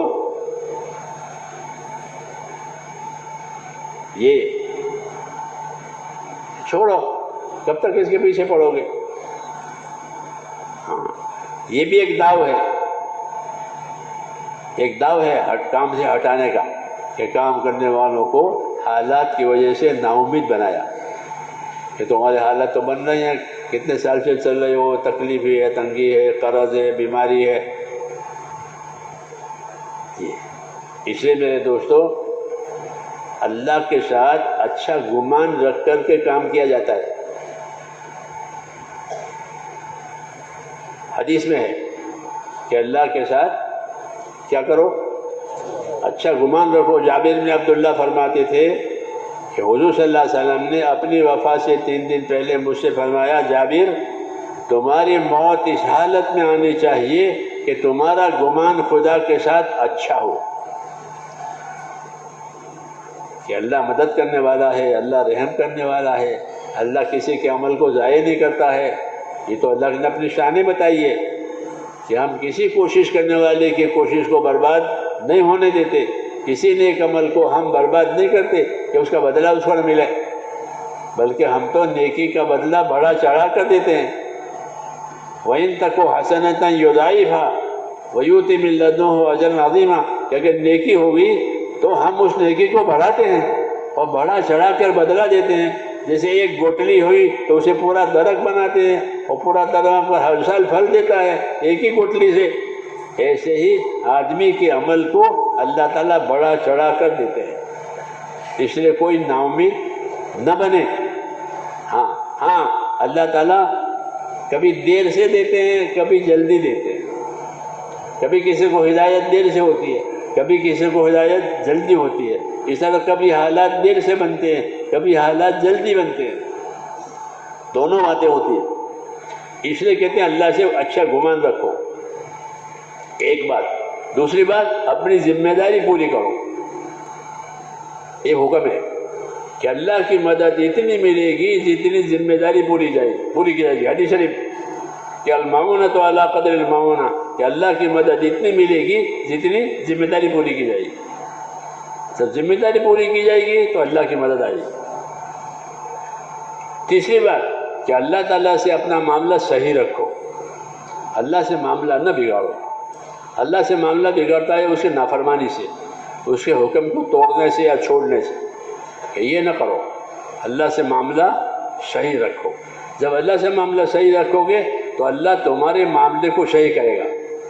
من اصلح ما بینہ و بین اللہ اصلح اللہ ما بینہ و بین خلقہ، کہ جو لوگ اپنا اور خدا کا معاملہ ٹھیک رکھتے ہیں تو اللہ ان کا اور دنیا والوں کا معاملہ ٹھیک کر دیتا۔ یہ سب باتیں بتائیے کہ اللہ سے اپنا معاملہ مت بگاڑو، بلکہ جو کام اللہ تعالیٰ نے دیا ہے، جو ذمہ داری دی ہے، اس کو ایمان کے ساتھ، اخلاص کے ساتھ، ترقی کے ساتھ کرو، کہ اس میں ترقی آوے اور ایمان کے ساتھ آوے، اخلاص کے ساتھ آوے، کہ پھر اللہ اس کو ضائع نہیں کریں گے۔ پھر جتنی مقدار اللہ تعالیٰ چاہتے ہیں اس مقدار پر وہ بات پہنچ جائے گی تو اللہ کا فیصلہ اور نتیجہ آ جائے گا۔ اس لیے اپنے کام کو پورا کرو۔ یہی ہدایت تھی حدیثوں میں صحابہ کرام سے کہ تم اپنا کام پورا کرو، حالات بدلنے والے ہیں۔ جیسے سورج اگتا ہے تو ڈوبتا بھی ہے اور ڈوبتا ہے تو اگتا بھی ہے. تو حالات دنیا میں بدلتے ہیں، چڑھتے ہیں، اترتے ہیں، لیکن اپنا کام کہ اپنا کام پورا کرنا ہے، چھوڑ اس کو استقامت کہتے ہیں. کیا کہتے ہیں؟ استقامت کے ساتھ رہو، پابندی کے ساتھ رہو، تاکہ جو قربانیاں وجود میں آئی ہے وہ بڑھتی چلی جائیں. تو ہمارے ذمے دو کام ہیں. اپنی ذاتی زندگی میں استقامت کے ساتھ رہیں. ہر آدمی اپنی ذاتی زندگی میں کیسا رہے؟ استقامت کے ساتھ، کہ جو میری ذمہ داری ہے وہ مجھے پوری کرنی ہے. ایمان ہے، عبادت ہے، جو بھی ہے، اپنی ذاتی زندگی کو استقامت کا لاؤ، پابندی، اور اجتماعی زندگی کو نصرت پر لاؤ. اجتماعی زندگی نصرت پر، کہ سب مل جل کر کے دین کی مددگار بنو. کیونکہ نصرت ایک آدمی سے نہیں ہوگی، نصرت ایک آدمی سے نہیں ہوتی، نصرت تو مل جل کے کی جاتی ہے. کونوا انصار اللہ، اللہ کے دین کے مددگار بنو، یہ حکم ہے. تو ہمارے ذمے دو کام ہے. اپنی ذاتی زندگی میں استقامت کے ساتھ رہے. جو انفرادی اعمال ہیں ہمارے، نماز ہے، روزہ ہے، زکوٰۃ ہے، جو فرائض ہیں وہ، واجبات ہیں وہ، نوافل ہیں وہ، یہ اپنی ذاتی زندگی کی سب کے تمام پورے ہو جائیں اور صحیح طریقے سے پورے ہو جائیں. انفرادی اور اجتماعی میں ذمہ داری کیا ہے؟ کہ مل کر آپس میں صلاح مشوروں سے، قربانیوں سے اللہ کے دین کی مدد کرنی ہے، تاکہ اللہ کے دین کے لیے راستہ کھلے. ہماری مدد سے لوگوں پر راستے کھلیں گے، راستے بنیں گے، پھر لوگ چلیں گے. اصل تو ہدایت اللہ کی طرف سے ہے، ہمارے ہاتھ میں ہدایت نہیں ہے، لیکن ہم ہدایت کا راستہ بنائیں گے. جیسے حکومت سڑک بناتی ہے، پل بناتی ہے، تو کاروبار کو ترقی ملتی ہے کہ یہاں سے وہاں تک پکی سڑکیں ہیں، یہاں سے وہاں تک پل ہے، اب کاروبار میں کوئی دقت نہیں ہے، مال آتا ہے، مال جاتا ہے، ہوتے راستہ ہے. ایسے ہم محنت کریں گے تو لوگوں کے لیے راستہ بن جائے گا، یعنی لوگ چلیں گے، کیونکہ اب راستہ ہو گیا. 50 سال پہلے ہم لوگ جماعت میں کام کرتے، لوگ بیٹھتے نہیں تھے، جہاں سلام پھیرا لوگ بھاگ جاتے. اس نے کہا بھائی سلام پھیرتے ہی ایک آدمی وہاں دروازے پر چلا جائے لوگوں کو روکنے کے لیے، ایک آدمی یہاں رہے اعلان کرنے کے لیے، اور مختصر سنت پڑھے. یہ ہوتا، یہ شروع کی بات تھی.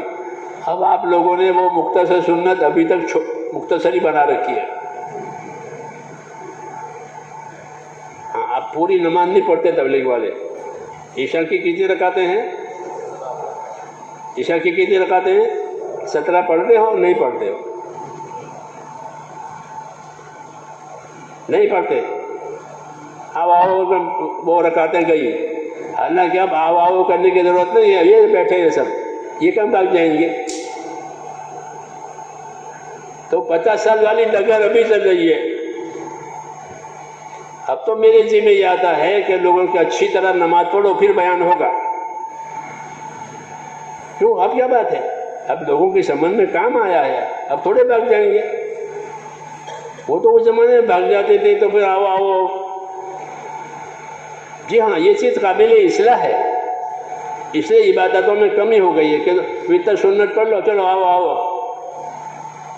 حالانکہ اب تو عشاء کی 17 رکعت نماز پڑھنی چاہیے.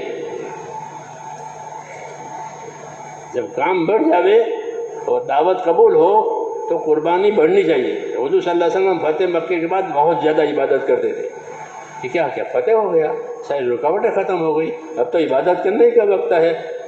تو پاؤں پر ورم آنے تک کرتے تھے فتح مکے کے بعد. یہ کیوں؟ کہ اللہ نے ساری رکاوٹیں ختم کر دی، لوگ مانوس ہو گئے، دین میں داخل ہو گئے، دشمنیاں چھوڑ کے ہمارے پاس آ گئے. یہ طریقہ ہے، یہ قابل اصلاح ہے.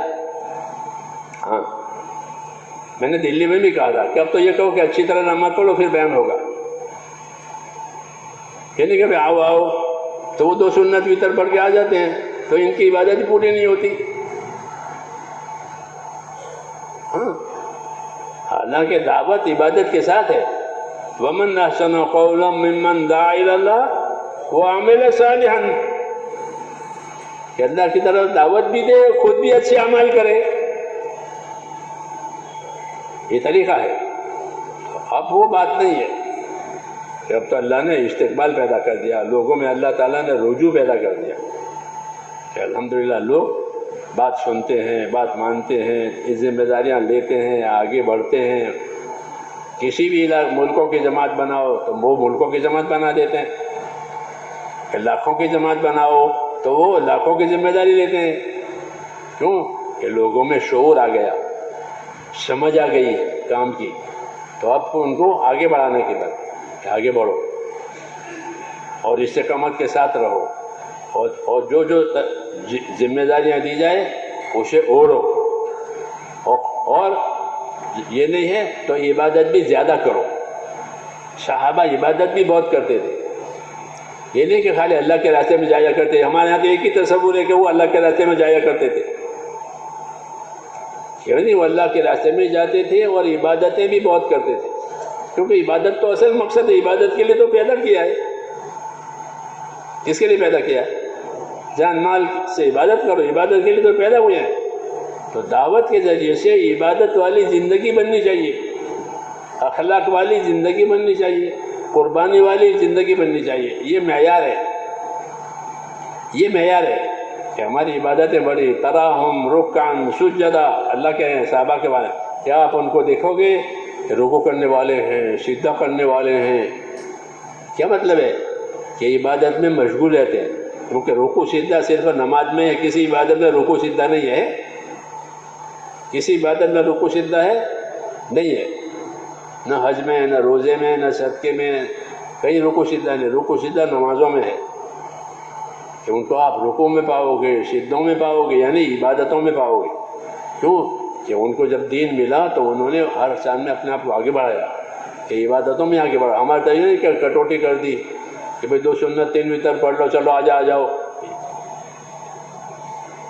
یہ نہیں بات. عبادت بڑھنی چاہیے، آخرت کی فکر بڑھنی چاہیے کہ میری آخرت میں کیا ہوگا. ہر صحابی یہ فکر کرتا ہے کہ میرے حضرت فرماتے تھے کہ ہر صحابی دنیا سے روتا ہوا گیا ہے. کیوں؟ انہوں نے گناہ کیے تھے، اسے روتے ہو گئے. لوگوں کے حق مارے تھے، اس لیے روتے کہ نہیں، وہ آخرت کی فکر میں رو رہے تھے کہ ہمارا کیا ہوگا. حالانکہ بہت کچھ کیا ہے. وہ یہی بات ہے کہ بہت کچھ کرے پھر بھی ڈرے، بہت کچھ کرے پھر بھی ڈرے. یہ اصلاح کی نشانی ہے کہ اصلاح ہوئی ہے، نہیں تو روٹین ہے. اصلاح نہیں، روٹین. تو اصلاح میں اور روٹین میں فرق ہے. کہ اصلاح یہ کہ بہت کرے پھر بھی فکر مند رہے کہ پتہ نہیں اللہ قبول کرتے ہیں نہیں کرتے، پتہ نہیں موت کس حال میں آتی ہے. یہ اپنے آخرت کے بارے میں ڈر ہے. یہ اصلاح کی نشانی ہے کہ کام کا یہی اثر ہے کہ جب کام ہضم ہوتا ہے تو اصلاح کی فکر، آخرت کی فکر زیادہ ہوتی ہے. اس لیے آدمی زیادہ کام کرتا ہے. چپ کے بھی کرے، چپ کے کوئی نہیں جانتا، اور اپنا کام کرے. دینا ہو کسی کو تو دے، عبادت کرے، کوئی نہیں جانتا، اللہ جانتے. کیوں؟ کہ اللہ کو دکھانا ہے، اللہ سے لینا دینا ہے. تو یہ چیزیں کام کی وجہ سے بننی چاہیے. یعنی انفرادی زندگی میں دینداری آنی چاہیے. جو انفرادی زندگی ہماری ہے اس میں دینداری آوے، سنتوں کی پابندی آوے، سنتوں کی پابندی آوے، واجبات ادا ہو جاویں، فرائض ادا ہو جاویں، سنتوں کی پابندی ہو جاویں. حقوق ادا کرنے والے میرے حقوق کے بارے میں فکر مند رہے کہ میرے اوپر کسی کا حق نہ رہے. یعنی آخرت کی فکر. صحابہ کرام بھی یہی کہتے تھے کہ انما ہممنا الآخرہ ولیست ہممنا الدنیا. ہمارے عزائم آخرت بنانے کے ہیں. جب آپ عزائم کرتے ہیں نا، آپ لوگ عزائم، تو کہتے ہیں ہمارے عزائم کس کے ہیں؟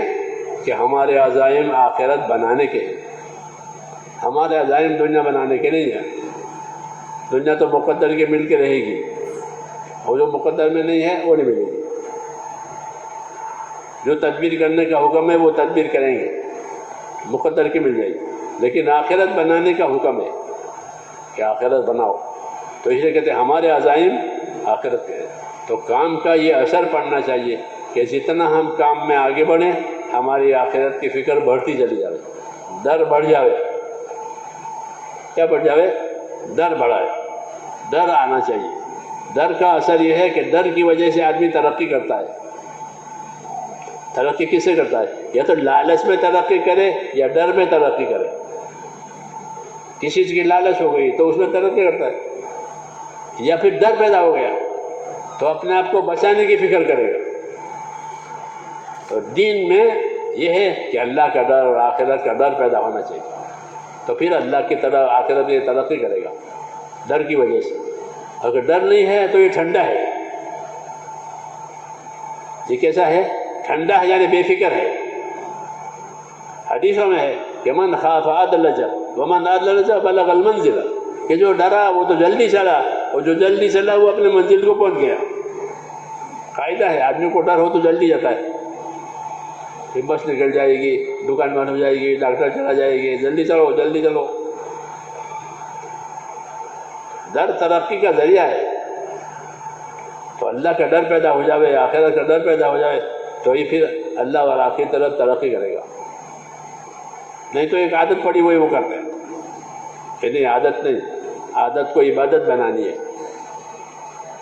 عادتوں کو عبادت بناؤ۔ جوتا پہننے کی عادت ہے نا، جوتا پہننے کی عادت ہے تو جوتا پہننے کی عادت کو کہ عبادت بناؤ، کہ پہننے کا طریقہ، نکالنے کا، جوتا پکڑنے کا طریقہ، اس سے وہ جوتا عبادت بن جائے گا کہ پہننے کا یہ طریقہ ہے، اتارنے کا یہ طریقہ، جوتا پکڑنے کا یہ طریقہ ہے۔ ایک مثال دے رہا ہوں، جب کسی چیز میں وہ طریقے آئیں گے تو وہ پھر عادت نہیں ہے، پھر وہ عبادت ہے۔ اسی کا نام دین ہے۔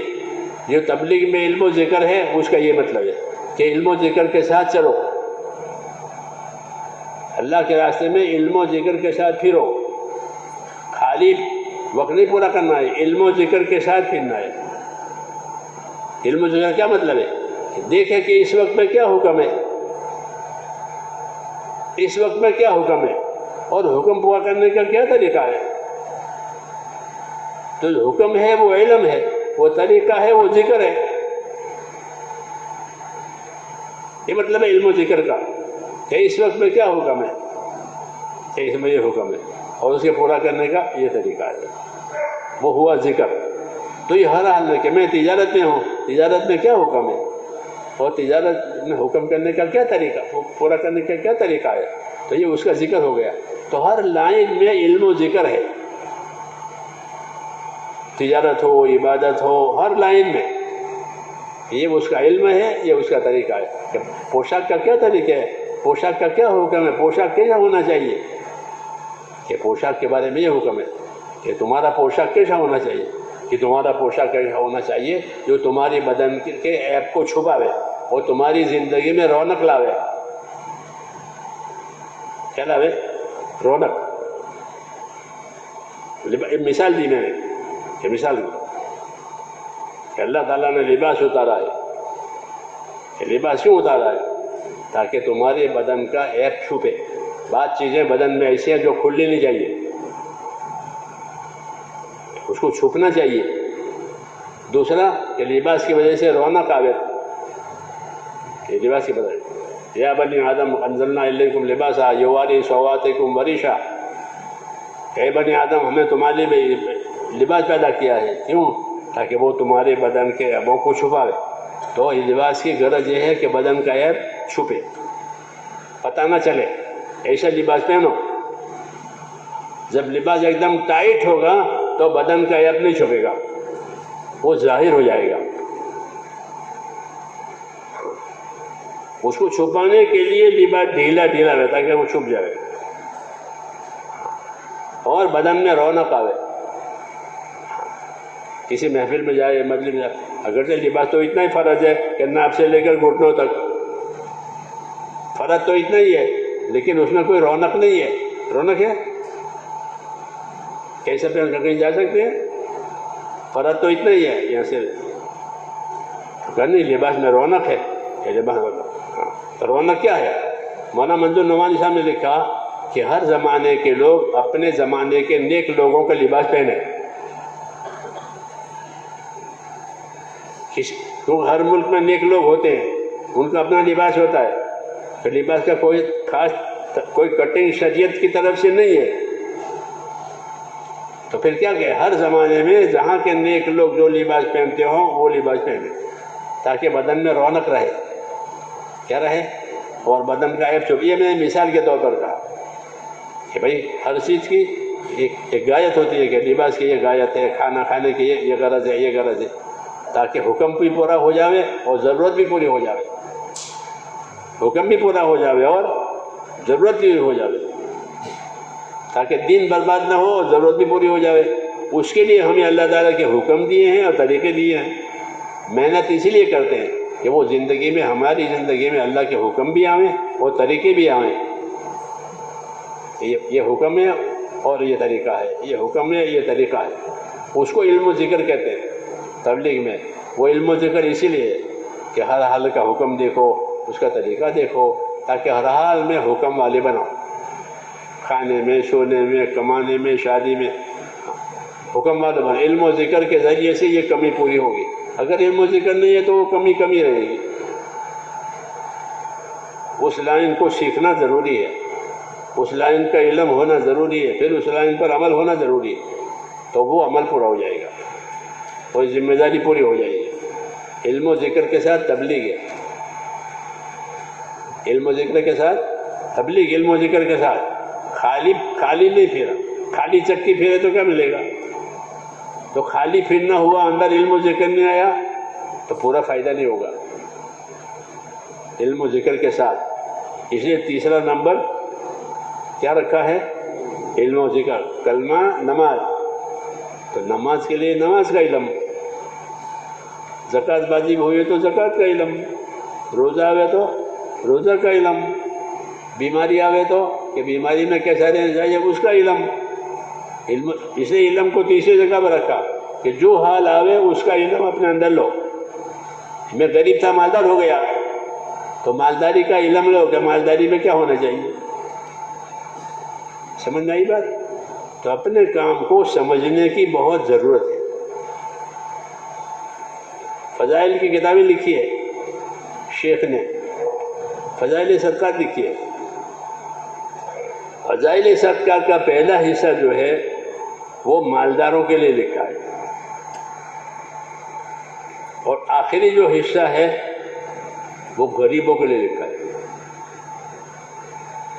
کیوں کہ امت میں غریب لوگ بھی ہیں اور امت میں مالدار لوگ بھی ہیں. تو غریبوں کے لیے غریبی کا دین اور مالداروں کے لیے مالداری کا دین. یہی طریقہ ہے نا. یہ علم و ذکر کہ میری حالت مالداری کی ہے تو میرے پاس مالداری والا دین ہونا چاہیے. میری حالت غریبی کی ہے تو میرے پاس کیا ہونا چاہیے؟ غریبی کا دین ہونا چاہیے. کہ ہمارے بزرگوں نے اس طرح اس کام کو چلایا ہے تاکہ کوئی حالت جہالت میں نہ رہے. غریبی میں غریبی کا دین، مالداری میں مالداری کا دین، تجارت میں تجارت والا دین. نہیں تو جاہل ہے، جاہل ہو کے تجارت کرے گا کہ نہیں، جاہل ہو کے نہیں، دین کے ساتھ کرے. علم و ذکر کا میرے دوست یہ مطلب ہے کہ وہ ہر لائن میں ملے اس کو، تاکہ کوئی حالت جہالت سے نہ ہو. یہ مطلب تبلیغ کا ہے، علم و ذکر. اس کو جاری کرنا ہے زندگی میں تاکہ کوئی عمل جہالت سے نہ ہو بلکہ طریقے سے ہو. کیونکہ طریقوں کا نام دین ہے، جذبہ کا نام دین نہیں. تو جذبہ ہوتا ہے کہ جذبے کا نام دین نہیں ہے، کہ جذبہ تھوڑے دن رہے گا پھر ختم ہو جائے گا. وہ طریقہ کہ وہ تو باقی رہے گا، اس میں باقی رہنا بھی، ہم کو بھی باقی رہنا ہے. یہ زندگی طریقوں کا نام ہے. اپنی زندگی طریقوں والی بنانی ہے. محنت اسی لیے کرائی جاتی ہے کہ محنت کرتے کرتے مزاج دینی بن جائے. کیا بنے؟ دینی مزاج بنے، ایمانی مزاج بنے. ایمانی مزاج کس کو کہتے ہیں؟ کہ ایمانی مزاج وہ ہے جس میں اطاعت ہو. کیا ہو؟ اطاعت. ایمانی مزاج، کہ ایمانی مزاج یہ ہے کہ ایمان اندر آیا تو آدمی اطاعت کرے گا، ورنہ ایمان کا کیا مطلب ہے؟ ایمان کا کیا مطلب ہے؟ کہ ایمان کا تقاضا اطاعت ہے، کہ اللہ نے اس کو ایمان دیا ہے تو میں اللہ کی اطاعت کروں گا۔ اب حکم دیا ہے اطیعوا اللہ واطیعوا الرسول، اللہ رسول کی بات مانو، تم ایمان والے ہو۔ تو ایمان کا تقاضا اطاعت ہے کہ ہر حال میں جو خدا کا حکم ہے وہ کریں گے، حق ادا کریں گے، اپنا بھی مخلوق کا بھی، جی ہاں، اسے دین بنتا ہے۔ اس کے لیے علم و ذکر تبلیغ میں ہے، تاکہ ہر لائن کی معلومات رہے تھوڑی تھوڑی، جی ہاں، اور اس میں کمی کوتاہی نہ رہے، عمل ہو جاوے تو پھر وہ لائن پوری ہو جاتی ہے میرے دوست۔ ہاں، اس لیے اس کو سیکھنا ہے، سمجھنا ہے، اس کو کرنا ہے، اور سیکھ سمجھ کر کریں تاکہ اس کا اللہ تعالیٰ صحیح فائدہ ظاہر کرے۔ اس لیے پھرنا بھی ہے، اور بار بار پھرنا ہے، بار بار نکلنا ہے، تاکہ یہ کمی ہماری دور ہوتی رہے، اور زندگی ایمان کے ساتھ، عبادت کے ساتھ، علم و ذکر کے ساتھ، اخلاق کے ساتھ، اخلاص کے ساتھ زندگی بنے۔ یہ مقصد ہے، یہ سب چیزیں زندگیوں میں آوے، اور اس کی داعی بھی بنے، اس کے بعد اس کی دعوت بھی دے۔ یہ ہمارے ذمے ہے۔ پھر اللہ کے ذمے ہے دلوں کا پلٹنا، کہ اللہ پھر دشمنوں کے دلوں کو بھی پلٹ دے گا حق کی طرف، یا ضدی ہوں گے تو اللہ انہیں نامراد بنائے گا۔ یہ ہوگا کہ وہ ضدی ہیں تو اللہ ان کو نامراد بنائے گا، ہاں، اور نہیں ہے تو اللہ ان کو ہدایت دے گا۔ تو اس طرح ہم خیر کے پھیلنے کا ذریعہ بنیں گے۔ اس کا خوش نصیب ہے وہ بندہ کہ جس کو اللہ خیر کے پھیلنے کا ذریعہ بناوے۔ تو ہم خیر کے پھیلنے کا ذریعہ بنیں، کریں گے انشاءاللہ۔ ہاں، جو جو تقاضے دیے جائیں مشوروں سے اسے اوڑھ لیں اور اسے پورا کرنے کی کوشش کریں، اور اللہ سے آگے کی مانگیں کہ اللہ موت تک اس طرح چلاوے اور اس میں ترقی دے ہم کو۔ اب بتاؤ، جو جو طریقے آپ کو دیے جائیں گے، جو جو تقاضے دیے جائیں گے، اس کے پورا کرنے کے لیے کون کون تیار ہیں، یہ اپنے آپ کو پیش کریں۔ میں نے اپنی بات ختم کر دی، اب آپ کو بولنا ہے۔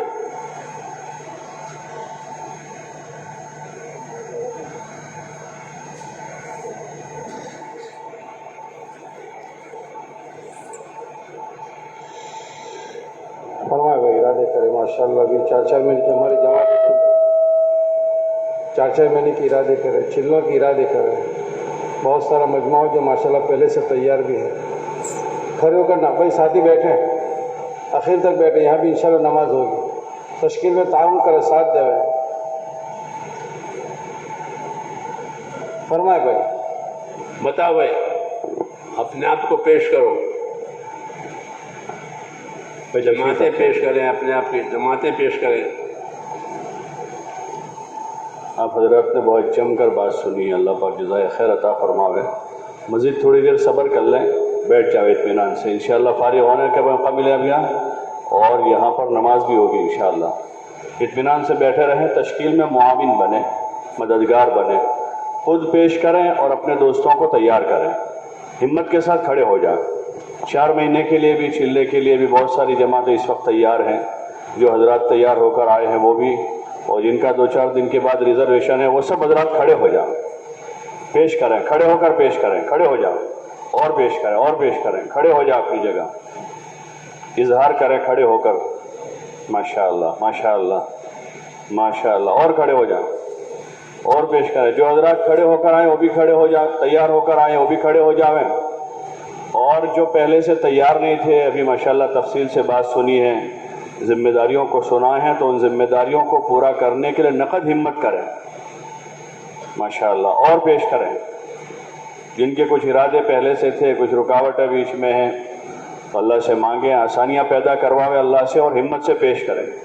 ماشاءاللہ ماشاءاللہ ماشاءاللہ، اللہ قبول فرماوے، اور ہمت کریں، اللہ پاک آسان فرماوے، قبول فرماوے، اور ہمت کریں اور ہمت کریں۔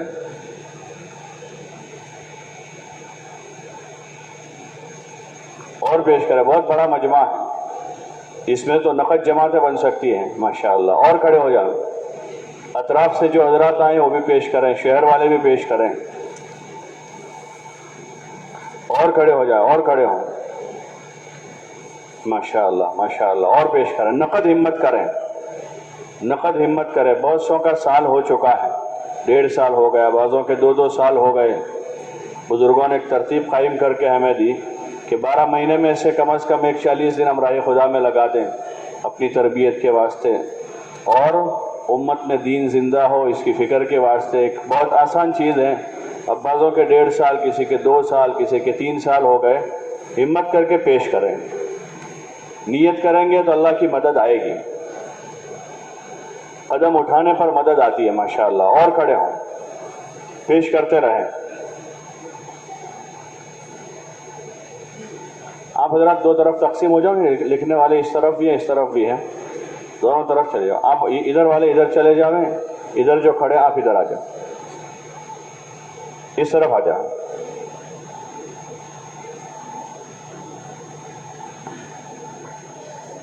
اچھا بھائی, نیت تو سبھی بناوے کہ انشاءاللہ اپنا سالانہ خروج وقت پر لگانے کی ترتیب بنائیں گے انشاءاللہ.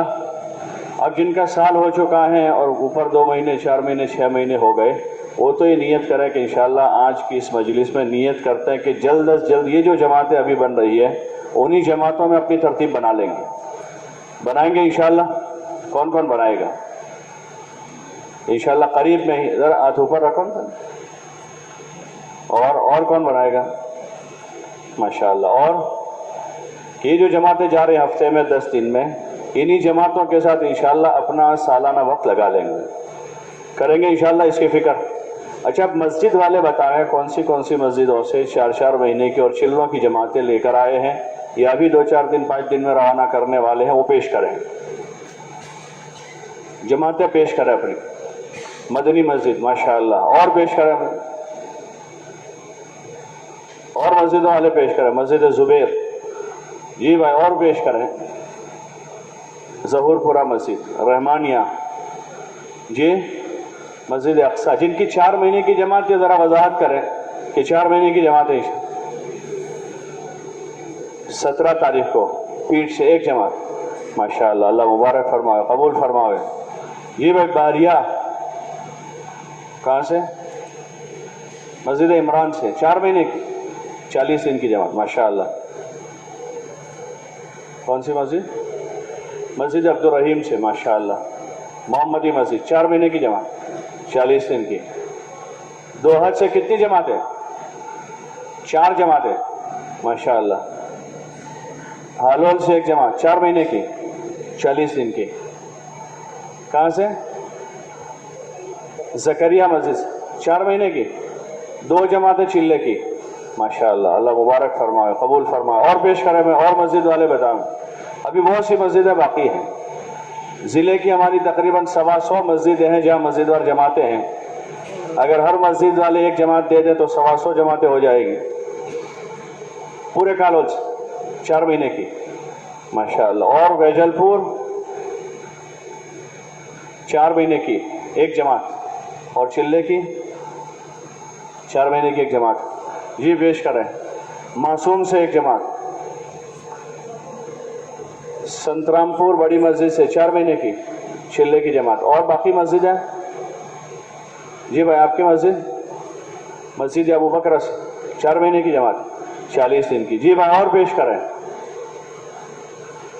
اور پیش کریں. ابھی بہت ساری ہماری اطراف کی بستیاں بھی باقی ہیں اور شہر کی بہت ساری مسجدیں باقی ہیں. لوناواڑہ ابھی خاموش ہے, جالوت, سنجیلی, سکسر, سنیا. سنجیلی سے ایک جماعت ماشاءاللہ. جالوت باقی رہا ابھی, جالوت.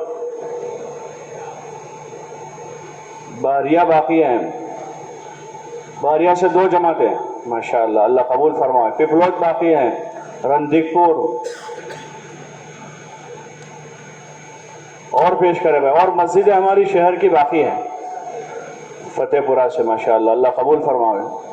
کہاں سے؟ مکی مسجد سے ایک جماعت ماشاءاللہ. مسجد اسماعیل ماشاءاللہ. مسجد یوسف ماشاءاللہ. اللہ قبول فرمائے. اور پیش کرے بھائی, اور پیش کریں. بلال باقی ہے, مسجد بلال. مسجد بلال 4 مہینے کی جماعت اللہ مبارک فرمائے، قبول فرمائے، اور پیش کرے بھائی، اور پیش کرے۔ رحمت نگر باقی ہیں، مریم باقی ہیں، محمدی باقی ہیں، محمدی کیا گئی جی بھائی، اور پیش کریں۔ اس وقت یہ 2 عیدوں کے بیچ میں بہت سارے لوگ تیاری کر لیتے اگر تھوڑی محنت کر لیں۔ حلقہ 1 کی مسجدیں باقی ہیں، ابھی حلقہ 1 کی مسجدیں باقی ہیں، اور اس وقت تو ہمارے پاس رمضان یہ 9 تاریخ سے پورا اسکول ٹیچرز اسٹوڈنٹس کے لیے ویکیشن ہے۔ کہاں سے؟ جالود سے 2 جماعتیں، ماشاءاللہ، اللہ مبارک فرمائے، قبول فرمائے۔ کہاں سے؟ کہاں کی؟ راجن 2 جماعتیں، ایک 4 مہینے کی، ایک چلے کی، ماشاءاللہ، اللہ قبول فرمائے۔ رانی سے 2 جماعتیں، 1 جماعت، ماشاءاللہ۔ تو بھائی ویکیشن بھی پورا جو ہے بعد رمضان ہمارا 9 تاریخ سے شروع ہو رہا ہے، تو اس میں ہمارے بہت سارے ٹیچر ہیں، 400 کے قریب تقریباً ٹیچر تو شہر میں ہیں۔ اگر ان کی صرف تشکیل ہو جاوے تو یہ 40 جماعتیں ہو جاوے، اور اسٹوڈنٹس ہمارے کتنی بڑی تعداد میں ہیں پورے ضلع میں، تو تھوڑی فکر ہو جاوے تو ان کی بہت بڑی تعداد اس وقت نکل سکتی۔ گزشتہ سالوں میں رمضان بیچ میں آتا تھا، ویکیشن بھی ہے، رمضان بھی ہے، عید بیچ میں آ جائے گی، اب وہ سارا مسئلہ ختم ہو گیا، پورا ویکیشن رمضان کے بعد ہے، نہ بیچ میں کوئی عید ہے اور نہ روزوں کا مسئلہ ہے، تو اکثر مسجدوں کے اطراف میں ہی بستے ہیں سارے اسٹوڈنٹس ٹیچرز۔ اگر مسجد اور جماعت فکر میں لیتی ہیں ان کو تیار کر کے ان کے ساتھ جماعتیں بنانی ہیں تو یہ مجمع وصول ہو جائے گا۔ اسٹوڈنٹس کی تعلیمی نظام اب ایسے ہو گئے آگے کی تعلیم میں کہ پھر ان کو پورا ویکیشن نہیں ملتا، یہ 11ویں 12ویں میں مل جاتا ہے، پھر اس کے بعد کی تعلیم میں پورا ویکیشن نہیں مل پاتا، 10 دن کا ہوا، 8 دن کا ہوا، 12 دن کا ہوا۔ اس وقت ان کے پاس موقع ہے، ان کے چھوٹے چھوٹے مسائل ہوتے ہیں، کوئی بڑا مسئلہ نہیں ہوتا، تھوڑا ان کو لے کر بیٹھا جاوے، ذہن سازی کی جاوے۔ بعض والدین تیار نہیں ہوتے، گرمی بہت زیادہ ہے، اور جو بیچ میں یہ کچھ حالات چلے تو وہ ابھی تک لوگوں کے ذہنوں میں ہیں، کیونکہ وہ گھر کے گھر ہیں، وہ کہیں گئے نہیں ہیں یہاں سے، اپنے گھر میں اپنے محلے میں ہیں، تو ان کے ذہن میں وہی ابھی بھی، اور پوری دنیا کھلی ہوئی ہے، دنیا پھر رہی ہے۔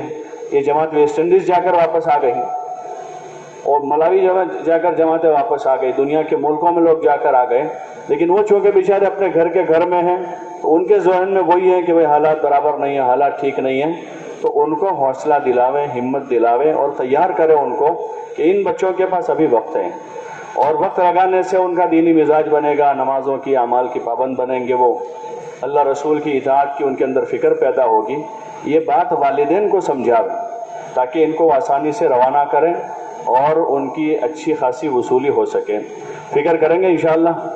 سارے پورے ضلع کے ساتھیوں سے گزارش کہ ان کے اوپر محنت کا نظام، ابھی بھی 4-5 دن ہمارے پاس باقی ہیں ویکیشن 9 تاریخ سے ان کا، تو اس کا نظام بناویں، ٹیچر حضرات بھی، اسٹوڈنٹس بھی، اور جو اسکول سے متعلق پیون ہیں، کلرک ہیں، رکشے والے ہیں، جو اسکول رکشہ چلاتے ہیں، تو ان سب پر محنت کر کے جن کی جماعتیں بن رہی ہیں تکمیل کریں، جن مسجدوں میں بنیاد نہیں پڑی ہے تو وہ محنت کر کے ان دنوں میں ان کی جماعتوں کی تکمیل کرنے کی کوشش کریں گے انشاءاللہ۔ اللہ پاک عمل کی توفیق عطا فرماوے۔ اب صبح بھی انشاءاللہ ہماری مجلس ہوگی، ابھی نماز کھانا وغیرہ ہوگا، تو اس میں اطمینان کے ساتھ، سکون کے ساتھ نماز بھی جیسے مولانا نے ہماری رہبری فرمائی، اصلاح فرمائی، تو اس کو ہمارا پورا مجمع قبول کریں کہ انشاءاللہ اطمینان سے پڑھیں گے انشاءاللہ، اور نمازوں کے بعد کے جو اذکار ہیں ان اذکار کی بھی پابندی کریں گے انشاءاللہ، کہ فوراً بھاگیں گے کھانے کی طرف۔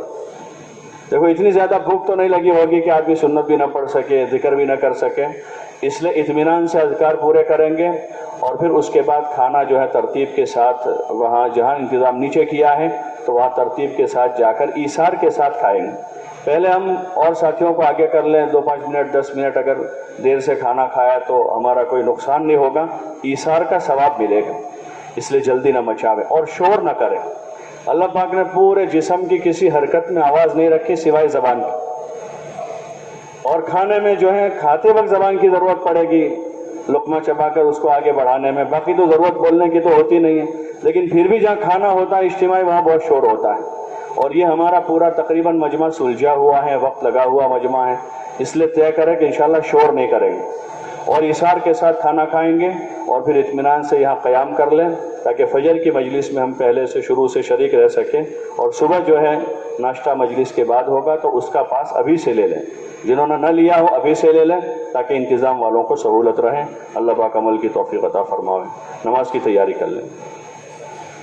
کتنا دینا نہیں ہوگا، بڑا مسئلہ ٹھیک ہے، 40 کا کر لیں۔